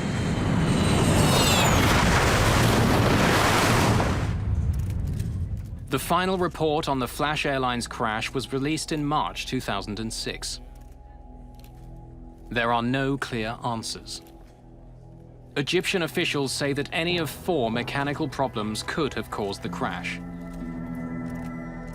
They say disorientation may have played a role, but it's not the reason behind the accident. American investigators refuse to blame the plane. Instead, they say the problem lies with the airline, which didn't sufficiently train their crews. The pilots are responding based on skills, abilities, knowledge, and what they got out of training. If the training was deficient, that's a company responsibility. 2 months after the crash, Flash Airlines went out of business. And as a result of the Flash 604 tragedy, new rules came into place to ensure that in the future, aircraft safety violations will be judged more harshly. The Flash Airlines crash gave the final political impetus to a move to create a European blacklist where if one state banned an airline, then all the other European Union states would automatically ban that airline also. The Egyptian investigation concluded with an important recommendation. We have recommended that some kind of training or awareness program should be made to be able to have a pilot observe another being disoriented early and what he should do to first maintain a safe flight, second to pull the pilot from his disorientation back to orientation. Was there a mechanical problem at the heart of the crash? Investigators will likely never know. With so much of the plane still at the bottom of the Red Sea, questions will always remain for investigators and everyone else who was affected by the crash.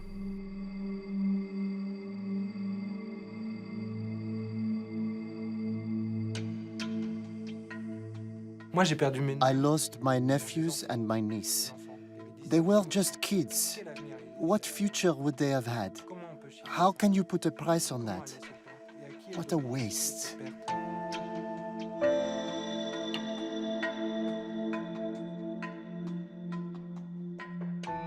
The families will never be able to fully mourn, me included, because we'll never know what's really happened.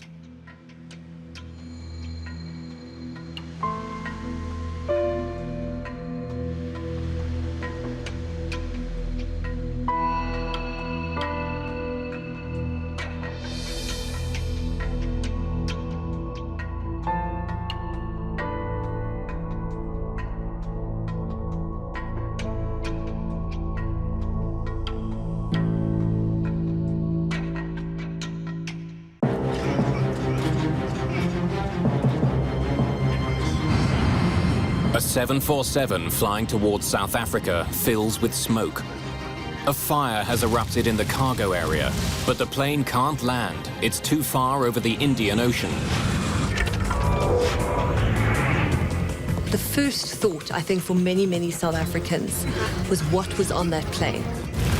The passengers are choking on toxic fumes. Request a full emergency, please. Affirmative, that's Charlie, Charlie. There's only one way to clear the smoke. The crew must try a rarely used and risky maneuver.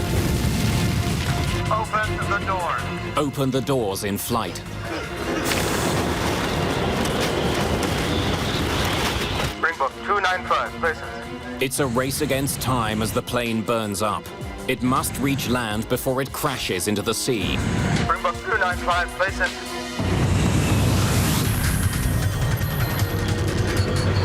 Mayday, Mayday.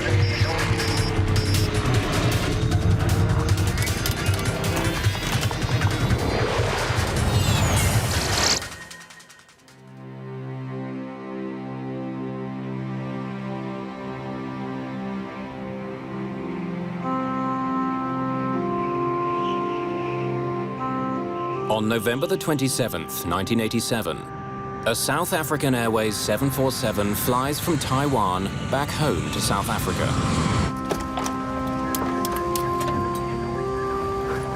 Everything good? Fine, Captain. Ready to take over? Yes, thanks. 9 hours into their flight over the Indian Ocean, the main crew returns to their seats, allowing the relief crew to rest. The crew prepares for a scheduled stop on the island of Mauritius. Valerie Lottering has enjoyed her first overseas vacation, joining her husband Corey while he was on business. My father was on a business trip, and my mum had gone with for holidays.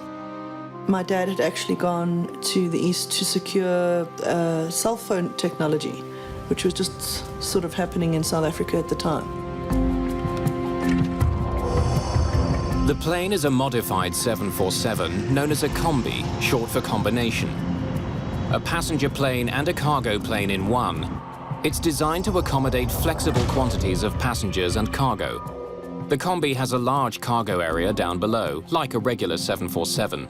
The combi also has a large cargo area right behind the last row of economy class seats. The cockpit sits one level above the cabin. You could load from 6 to 12 pallets on the main deck, adjusting the bulkhead for the number of passengers you wanted to carry. And this turned out to be a very worthwhile and useful tool. Flight 295 is carrying 159 people, as well as 6 large pallets of cargo. Known as the Helderberg, the 747 Combi is a vital member of the South African Airways fleet. It's particularly useful for long-range flying. For South African Airways, during the days of apartheid, a plane like the Combi helped them in that respect, because they had to fly around the bulge of Africa over the Atlantic. To protest South Africa's white racist regime, the vast majority of black African states refused to allow South African airlines to fly over their airspace, causing them to fly longer routes. There were sanctions, heavy sanctions against South Africa on political, economic, and cultural fronts. South Africa was not welcome anywhere credible in the world. On Flight 295, less than an hour before its stop in Mauritius, the smoke alarm breaks the calm of the cockpit. It's for the cargo area on the main deck, directly behind the passengers. By the time the crew gets to it, the fire is raging.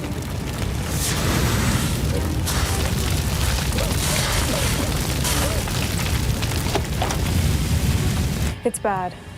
Shall I get another bottle over there? Yeah, hurry. Read out the fire checklist for us, please. In fire emergencies, the crew follows a standard checklist to extinguish the fire. The breaker popped as well, huh? We'll check the breaker panel as well.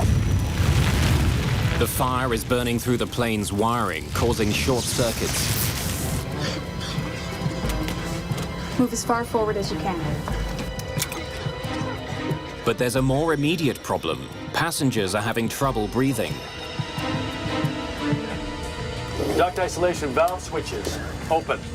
Pack valve switches, all open. Recirculating fan switches, off.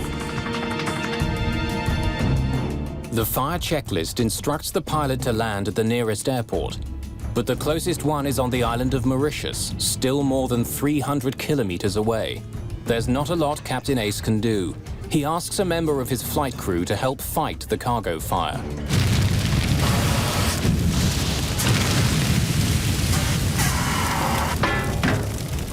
Bring me another bottle. Captain Ace initiates an emergency descent. He calls the airport on the island of Mauritius, which is on good terms with South Africa. It's just before 4 in the morning when Mauritius Air Traffic Control receives the call. Mauritius, Springbok 295. Springbok 295, Mauritius, good morning, go ahead. Good morning. We have a smoke problem and we're doing emergency descent to level 140. Confirm you wish to descend to level 140? Yeah, we've already commenced due to a smoke problem in the airplane. Do you request a full emergency, please? Affirmative. That's Charlie. Captain Ace sounds calm, but he has to find a way of getting rid of the smoke on his plane. Whatever's burning in the cargo hold is producing thick, noxious smoke which is pouring into the cabin. It could be deadly to the passengers. Your actual position, please. Say again? Actual position. Captain Ace is losing power to many of his instruments. We've lost a lot of electrics. We haven't got anything on the aircraft now. He's not sure where he is. The airport prepares for an emergency landing, while the crew of the Helderberg follows instructions from another checklist to get rid of the smoke. Supplementary vent fan switch, off. Recirculating fan switches, on. Smoke condition. Hold on, I'll check downstairs. The crew gets more bad news from the cabin. The smoke is getting thicker. It's worse. We can't breathe down here. With the plane approaching an altitude of 4,500 meters, the checklist advises the captain to execute an emergency maneuver that few pilots have ever performed. We need to open the doors. Repeat, open the doors. Opening the plane's doors in midair is the only hope for thinning a cloud of smoke that could kill the passengers before the struggling jet can land.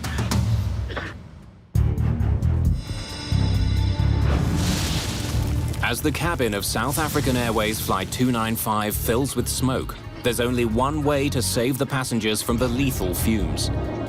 Outer flight level 150 for 140. 150 for 140. 150. The captain begins his emergency descent to 4,500 meters so the doors can be opened. At 4,500 meters, passengers can breathe the outside air. At that altitude, the difference in pressure between the air inside and outside the cabin is enough to force the cabin air out quickly, but not dangerously. Now the captain must dramatically reduce his airspeed to 370 kilometers an hour, 200 knots. Any faster and the crew won't be able to open the doors. This is Captain Oy speaking. We're opening 2 of the entry doors to clear smoke from the cabin. Do not panic. You'll be much more comfortable once we complete this procedure. You just crack the door, and this generates a tremendous amount of airflow through the airplane.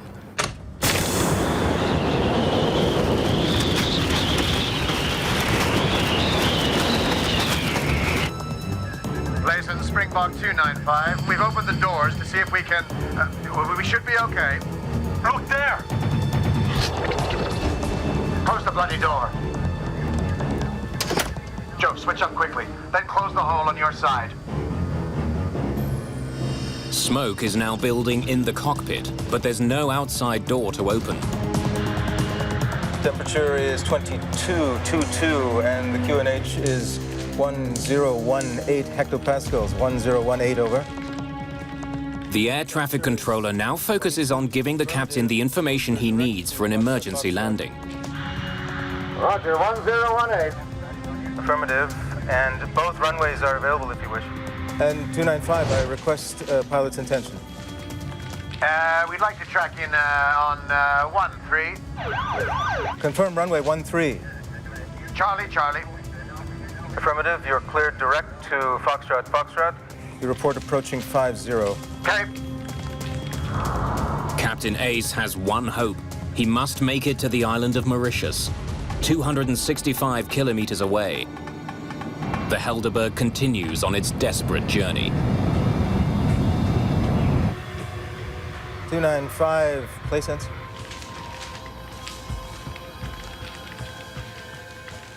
But at 4:08 in the morning, a call by the air traffic controller is not returned. Springbok 295, play sense.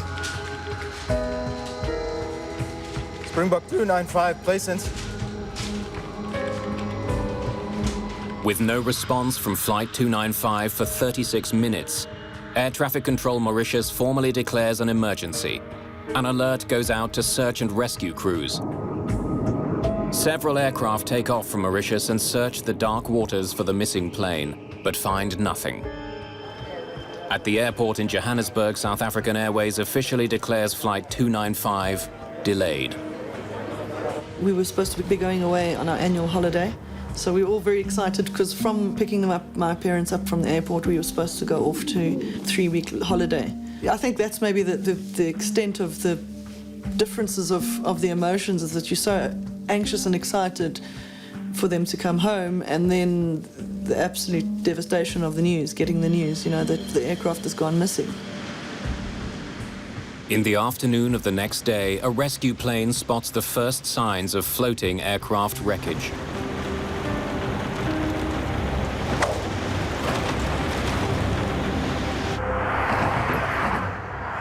Rennie van Zyl, the head of South Africa's Aviation Safety Board, is assigned to the Helderberg case. A normal investigator will only handle a major accident about once in 20 years in his career. So this was quite a big wake-up and a challenge to us to start running with this investigation in that morning. 8 bodies are found in the water, all suffering from extreme trauma.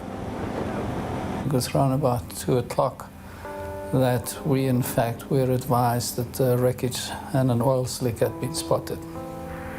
And it was then quite apparent that the airplane was lost. The most astonishing thing is that my parents had actually, the night before they had flown, had sorted out their wills, had sorted out their insurances, had sorted out all of their documentation and paperwork before they flew, which was quite amazing. My father made very, very close family friends of ours, our guardians, our godparents, and we were to live with them. South Africa quickly becomes obsessed with what caused the crash. In the early days, there's very little to examine, only small bits of the plane that are floating on the surface.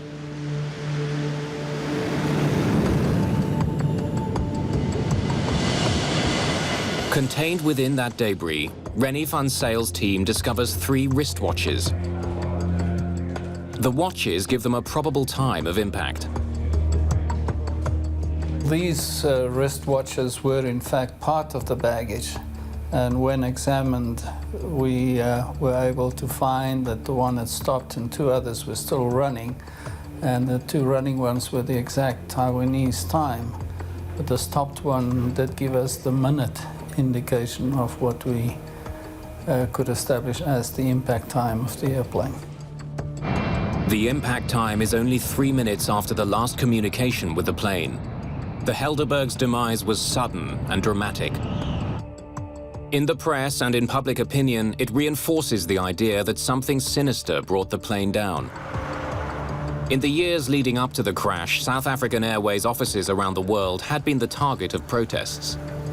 The South African Airways airline at that particular time was a government body. It was owned by the government. It was the national carrier, but it was also very much perceived to be part of the South African government. So another aspect of this plane crash and another theory that was put around was that there could have been a bomb in the cargo, that in fact we were a target. South Africa, or the SAA plane, was a target of terrorists who had the worst interests of this country at heart. Experts examine the small bits of wreckage they have, searching for the telltale signs of an explosion: impact cavities, surface pitting, or spatter cavities. Spatter cavities are caused by the white-hot fragments from a high-explosive device striking and melting the light alloys of the aircraft structure. But experts spot no sign of an explosion. And when air traffic control tapes are studied, Van Zyl hears that the crew appeared to be coping with the emergency. Layson, Springbok 295, we've opened the doors to see if we can... we should be okay. We've had rumors of atomic bombs, for example, in the airplane. That won't cause the airplane to burn. It will take out the airplane. We did not have that same experience here. This airplane flew for 22 minutes. It's out of the ordinary circumstances. This was not an explosion that took out the airplane. With just small pieces of the plane to study, investigators are stumped. They don't know what caused the fire or what role it played in the destruction of the plane. The obvious thing to do was to go and try and retrieve the cockpit voice recorder, the flight data recorder, and as much wreckage as we can from the aircraft to establish what really had happened. The problem is Van Zyl doesn't even know where to find the underwater wreckage. It could be far from the floating debris. No one is sure exactly where the plane crashed. He turns to the United States looking for help. An American salvage company is hired to find the wreckage and black boxes, but time is running out. The boxes have built-in locating devices called pingers, which run on batteries and will eventually run down. A driving factor was that the pinger on the data and voice recorders was transmitting, and it only had a 30-day guaranteed shelf life. If we couldn't get out there in 30 days, the chances were that we wouldn't be able to detect it.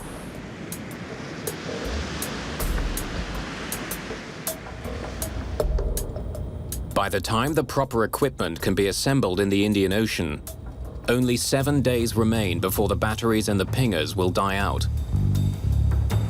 Meanwhile, blood tests are performed on the human remains pulled from the debris field. All show traces of soot in their trachea.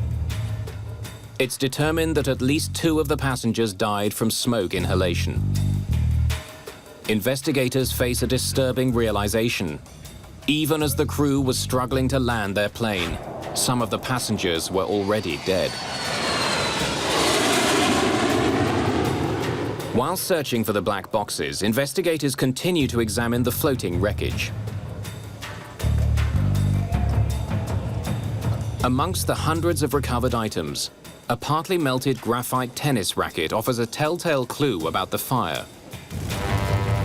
Graphite only burns at temperatures greater than 600 degrees Celsius. Investigators now know that the fire on the Helderberg was extremely hot. This discovery may explain why a fully charged extinguisher from the front of the plane is recovered with other floating wreckage. Investigators notice a melted piece of cargo netting on the outside of the extinguisher.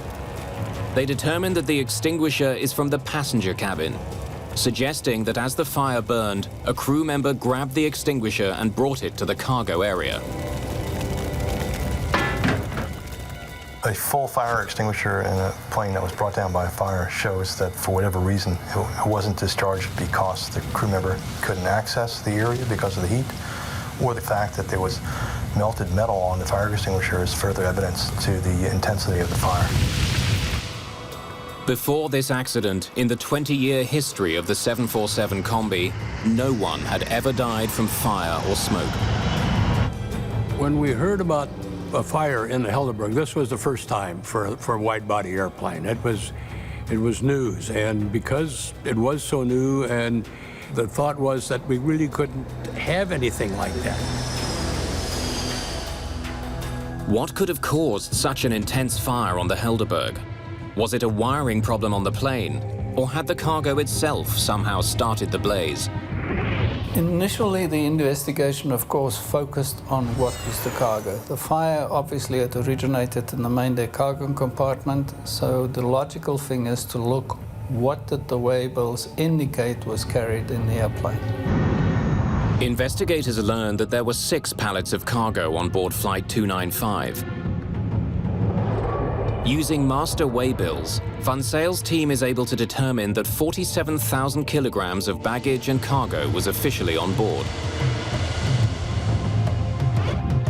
Investigators discover that before takeoff, a Taiwanese customs official performed a random inspection of some of the cargo. He found nothing suspicious.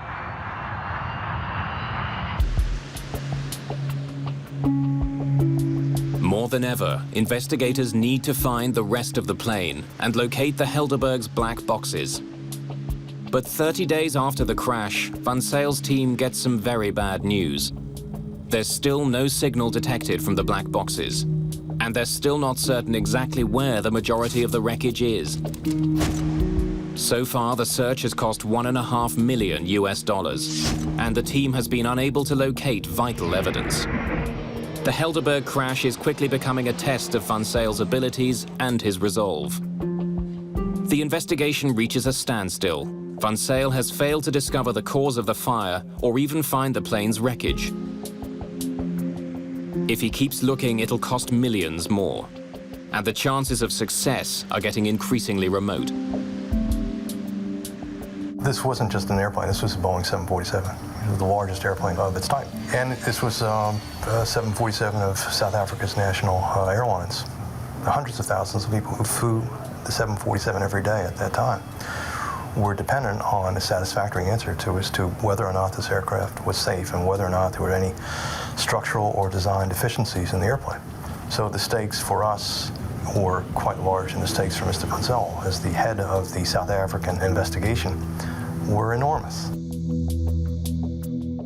It would have been very, very easy for the South African government to say, the water is too deep, it's too far from Mauritius, we cannot investigate this accident.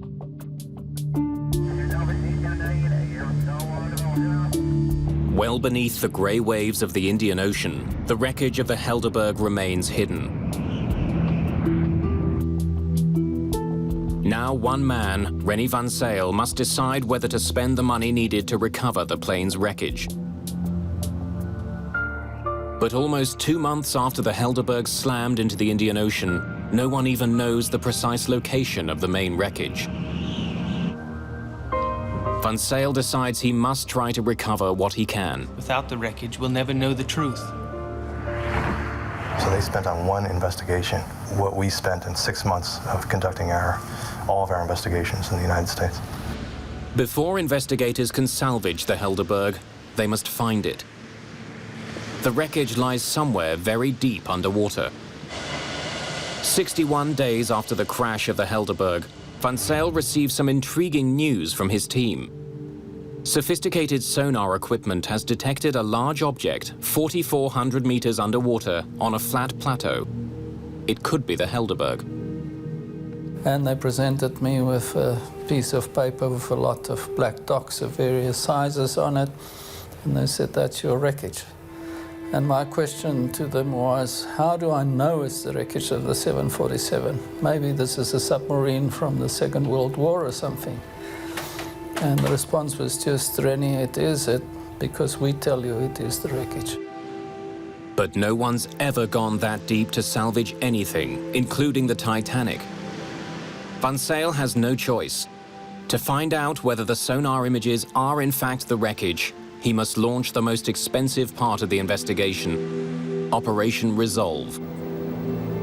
A remote-controlled sub called the Gemini will be sent to the ocean floor to videotape what's there. If it is the Helderberg, the Gemini will search for key items, including the black boxes. The problem is that the mini-sub must be attached to the mothership by a flexible fiber optic cable that's almost 7 kilometers long. No cable that long has ever been built. We needed a 20,000-foot cable. There was no existing cable, so we had to go to a cable manufacturer and get a cable designed and built. But before the fiber optic cable is assembled, Van Zyl launches a separate investigation into the firefighting capabilities of the Helderberg. He would discover that the very design of the combi may have doomed the flight.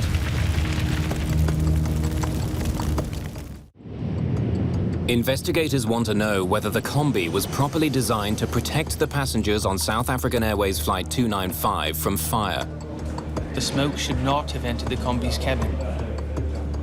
The American team leader in the investigation, Barry Strauch, goes to Boeing's headquarters in Seattle to find out how the combi was tested for certification in fire prevention. Strauch's team learns that to comply with federal regulations, Boeing's fire tests were conducted by setting a bale of tobacco leaves on fire. When a technician enters the cargo area to fight the demonstration fire, no smoke enters the passenger cabin. The smoke remains localized. The fire is quickly extinguished. Well, that was in the test conditions that Boeing used to get the airplane approved.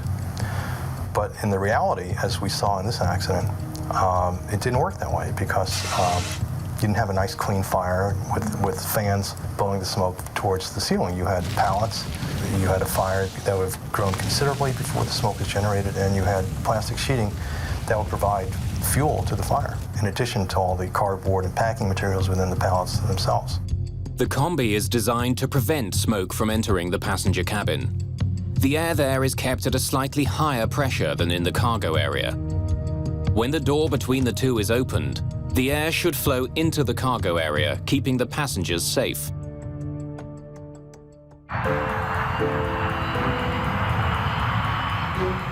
Investigators then conduct their own test. They set a large pallet of tightly packed cargo on fire, mimicking conditions on the Helderberg. The blaze is more intense and the temperature is hotter. Investigators discover that this much hotter flame has a radical impact on the air in the cargo hold.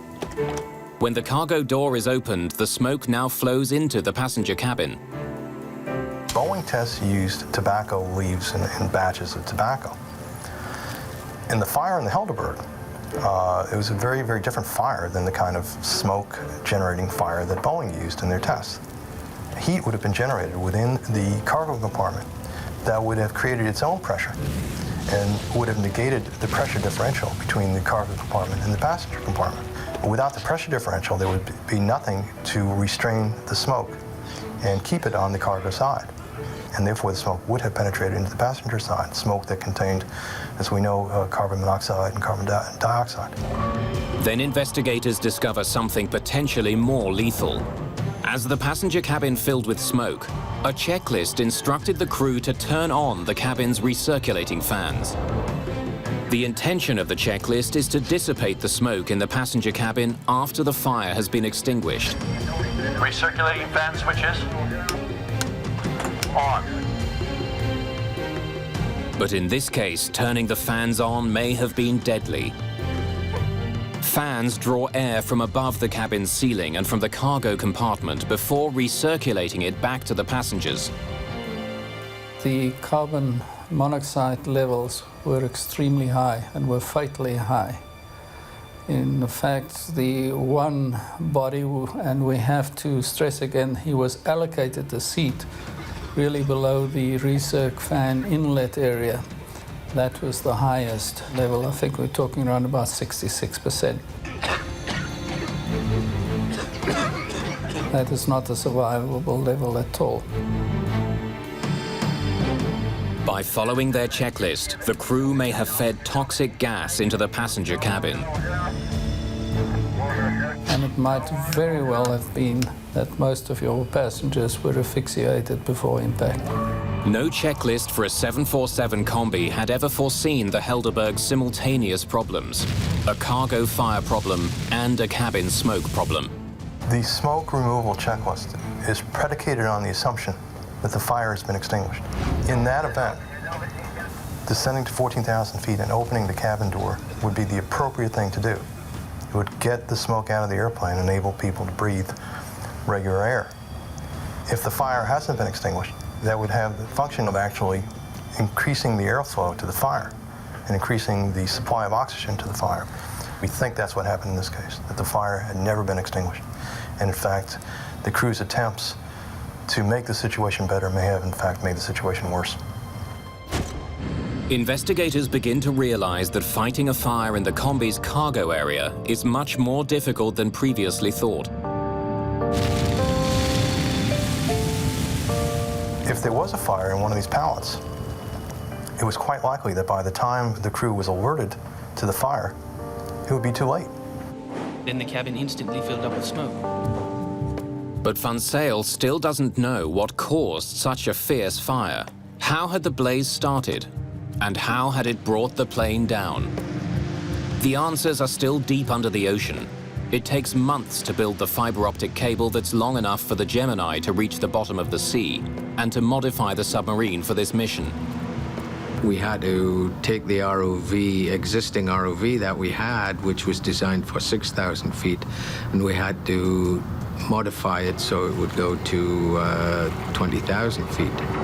Roy Truman's team had to give the sub thicker walls to withstand the enormous pressure it would encounter and modify its cameras for the extreme depth. On September the 23rd, 1988, the Gemini begins its record-breaking journey. We were hesitant to say that everything would work because we didn't even have time to do sea trials on this, all of this new equipment. The cable allows technicians at the surface to manipulate the Gemini at 4,400 meters. It also carries video signals from that remarkable depth. It's the first time that video images have been recorded from this deep in the Indian Ocean. Marine biologists are fascinated by the discovery of unique new species. Some of the stuff that we saw on the seabed was pretty mind-blowing. Then, 1 year to the day after it disappeared, the Helderberg is found. From a depth of 4,400 meters, the submarine sends back images that could only be the wreckage of South African Airways Flight 295. There would be lots of luggage just strewn all over the seabed.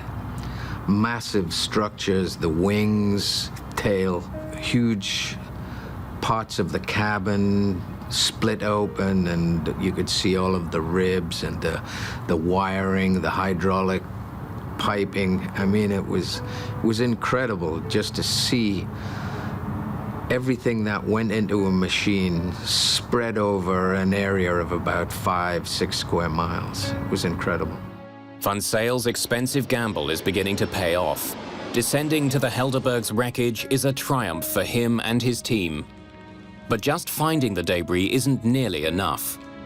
A year after the accident, Van Sale is still hoping for the improbable, the recovery of the cockpit voice recorder. One of the major aspects we aimed at in Operational Resolve was the recovery of the CVR. We really wanted to know whether the cabin crew reported to the captain that there was an explosion or what was happening at the back. Hundreds of hours of videotape are recorded. It's exhausting work. If you can imagine being on a football field with a flashlight that only illuminates a square foot of the football field, and you're looking for an earring one of the football players lost during the game in the dead of night. That's similar to what it's like when we're on the seabed. Then, at 9 o'clock one morning, something catches the eye of one of the technicians. Go back for a second. We might have passed. At long last, the black box is discovered. There, that's it. That's it right there. Michael, we found it. We found it. That was a very fulfilling moment to know, fine, what we had aimed for, we have achieved, we're getting it. It takes a full 5 hours for the Gemini to bring the black box up from the bottom of the sea.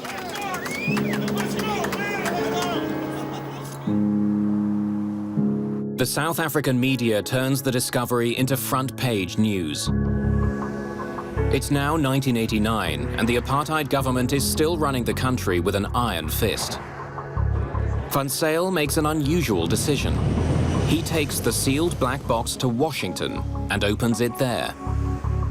Because otherwise I would have been accused of having covered up something or left something out or whatever. And we, the FAA and the NTSB guys, all listened to this tape at the same time for the first time. Tension in the room is high. The cockpit voice recorder should be a tape of the last 30 minutes of the flight, as the crew fought the fire. But the tape turns out to be a major frustration. After a year on the bottom of the ocean, it's difficult to understand anything.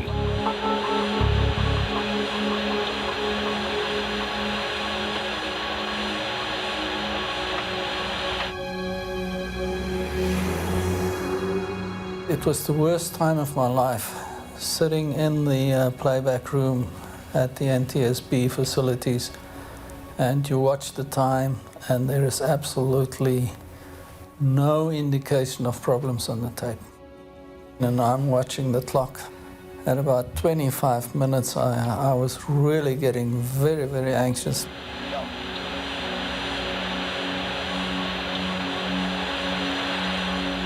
For 28 minutes, the tape reveals nothing unusual. Then everything changes. The next minute, of course, the alarm bell goes on the CVR, and we had about a minute's worth of relevant recording on the tape before the tape stopped. Normally, the black box records the final moments of a flight, but not this time. Instead, investigators are able to listen to the start of the accident before the recording mysteriously stops. It's not what Van Zyl was hoping for, but it gives him crucial new insight into the fire. Read out the fire checklist for us, please. 14 seconds after the fire alarm goes off, the plane's circuit breakers start to pop. The breaker popped as well, huh? We'll check the breaker panel as well. Yeah. Investigators estimate that up to 80 circuits were disabled. The wires to the cockpit voice recorder are destroyed only 81 seconds after the fire alarm first goes off. Van Zyl has not received the key evidence that he hoped for, but the fire is revealed as more violent than previously thought. The recording leaves many questions unanswered. But it does help Van Zyl to arrive at a personal opinion as to why the plane may have crashed. A lot of things were happening in the cockpit, and we believe that he probably was faced to up to 80 circuit breakers popping in the cockpit at the time. May have made controlling of the aircraft extremely difficult. And the possibility then even of the airplane just gradually descending into the sea. Whether it was a controllable flight, I have my doubts. I put myself in the cockpit on this thing, and I said, I would have been terrified. Having this, just figuring out, what do we do? Did they do the checklist correctly? We'll never know. But investigators still don't know what triggered the Helderberg fire. The mystery can now only be solved by salvaging parts from the crashed plane. We realized that what we had to do was just to continue recover as much wreckage as we could from the ocean floor. Van Zyl's focus is on certain key pieces of the combi's cargo area. They're brought to a hangar and reassembled like a giant jigsaw puzzle. His plan is to reconstruct the section of the cargo area where the fire most likely started. Van Zyl discovers that the cargo area floor is untouched by fire. So we know that the fire never burned lower than 1 meter off the cargo floor. But the walls and ceiling at the front of the cargo area reveal severe fire damage. Van Zyl makes a dramatic discovery. The seat of the fire was on the front right pallet of the cargo. So we were looking at a very localized fire on one pallet. The front right pallet was mostly filled with computers, protected by polystyrene packaging. Investigators suspect that a fire within the pallet came in contact with the polystyrene packing material, producing gases which accumulated near the ceiling. When the gases became hot enough, they ignited into a flash fire that spread throughout the cargo hold. Once smoke penetrated the polyethylene sheets, that fire would have been very, very hot. But even if the packing material had helped spread the blaze, Van Zyl still didn't know why it started. After millions of dollars and more than a year and a half of work, he has to end his investigation. I would have felt a lot better if we had been in a better position to give more factual information to the board to consider. But that was not to be. And we were not going to fabricate. But interest in the wreck of the Helderberg doesn't die. Dark rumors circulate about a possible cause of the fire. It's against this backdrop of a very repressive apartheid government. At that particular time, the first thought, I think, for many, many South Africans was what was on that plane. Was there something in that cargo hold that could have caused that terrible fire? Because planes don't just burst into flames mid-air and crash. Then a South African government chemist makes a startling discovery, which leads to a controversial new theory. A microscopic iron particle on the nylon netting next to the pallet has a unique profile. The airflow patterns on the iron suggest that it traveled at a very high velocity while in a molten state. The discovery could mean that the fire on the Helderberg was not a flash fire triggered by packing materials. This was a different kind of fire. This was a fire that had its own oxygen. If you can imagine something like a sparkler, which has fuel and its own oxygen, it was some kind of material similar to a sparkler that we feel was the cause of the fire. A British fire and explosion analyst examines the exterior skin of the plane above the pallet and comes up with another piece of evidence to support the new theory. The skin on the outside of the plane reached temperatures as high as 300 degrees centigrade. You must remember that it's very difficult to burn through an airplane skin in flight because the tremendous amount of cooling from the airflow on the outside of the skin. Dr. David Klatzo is one of numerous experts who question what caused the fire. It would have involved substances which normally would not have been carried aboard an aircraft, particularly a passenger aircraft. In other words, it could not have been a normal packing material, wood, cardboard, plastic fire. You don't carry the things of that nature which carry their own oxygen, which can produce an accelerated fire, for a number of reasons, one of which they are generally unstable. The second reason is that normal fire extinguishing methods will not put them out. What could start such a fire? The only dangerous goods listed on the cargo manifest are computer batteries. Some believe the Helderberg must have been carrying cargo that wasn't listed. At the time, South Africa was under an international arms embargo. The country was also fighting a war with Angola. South Africa didn't have capacity to do everything itself, and there were times when it had to buy from other countries. SAA was seen as a surrogate cargo carrier, that they could somehow, through its commercial airline use, also bring in substances for the South African government, undercover, under protection, no questions asked. It was not that easy for them to fly a quasi-military airline into different countries and pick up military contraband, which you must remember we were laboring under an arms embargo at the time. The media fuels the flames of suspicion that the government was using passenger jets to secretly import weapons. Armscor is the corporation responsible for supplying the South African forces with munitions. At the time, there was a need to produce a better rocket system, a more efficient rocket system for dealing with the air menace in Angola. And the rocketry systems which are used for those purposes have as their propellant, a major component of the propellant is ammonium perchlorate. And that is what I believe was being carried aboard the Helderberg. But it is not the sort of compound you want on an aircraft when you are flying on that aircraft, because it is unstable, it is susceptible to self-ignition by any kind of vibration and violent movement. The official investigation into the crash does not come to the conclusion that the Helderberg was carrying illegal arms. But the rumors won't go away. And more than 10 years after the crash, the dark theories force a very different South African government to take another look.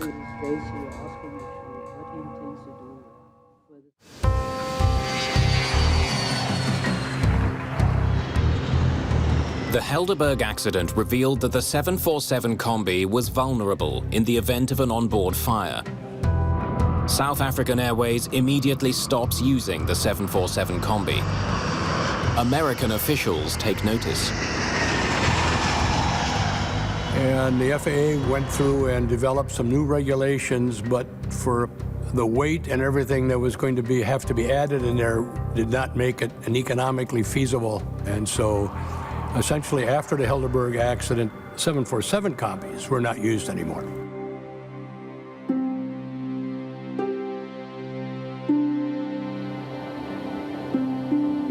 There are tributes and memorials to the 159 victims. But closure does not come easily for the families. I need an answer for why I was orphaned at 14. And I feel that, as I say, I'm probably touching on hearsay, but there's a lot of evidence that does point to something not being right on that flight, and that the flight was carrying something illicit. 10 years after the Helderberg crash, the new South African government launches a commission to re-examine the accident. The Truth Commission was tasked with basically uncovering the truth about apartheid atrocities, and one of the areas it was tasked to look at was the role of the SAA in sanctions busting during the 80s, and whether or not the Helderberg was a freak accident or not. In 1998, the Truth and Reconciliation Commission makes a controversial conclusion. Namely, that nothing that was listed in the cargo manifest could have caused the fire. And the Truth Commission recommended that there was something untoward about what had happened to the Helderberg. The Truth and Reconciliation Commission exposed the improbabilities of the government version as to what had happened. If nothing in the cargo inventory caused the fire, what did? And how did it get on board? The reality, unfortunately, is unless somebody today comes up and says, yes, I did this, or yes, we were responsible for this, and you can prove them not to be involved in a hoax, that will be possibly the only time in which we will really know what had happened and caused and was the source of ignition of the fire. In its final report, the Commission suggests that the Attorney General's office continue to investigate the accident. But surprisingly, that has never happened. The ANC-led government hasn't pursued that. And of course, we have to ask ourselves why. And I think that the answer lies in what many people believe, is that it's just going to be too costly. They don't want to open it for the simple reason that it will be financially disastrous for the airline. Rennie van Zyl devoted years of his life to solving the mystery of the Helderberg. His inability to definitely prove the cause for the fire does not stop him from seeing the benefit of his investigation. I believe that we as a team had done the best that we could under extreme challenging conditions and circumstances. What we had done had never been done before. It was pioneering work. The frustration is we could not establish the source of ignition, and we will probably never know. I believe that those people are still out there that know exactly what happened to that aircraft. I know that their thought processes at the time were our country was at war and they were doing their duty for their country, but I just feel that they should have a heart for the families and bring out that information.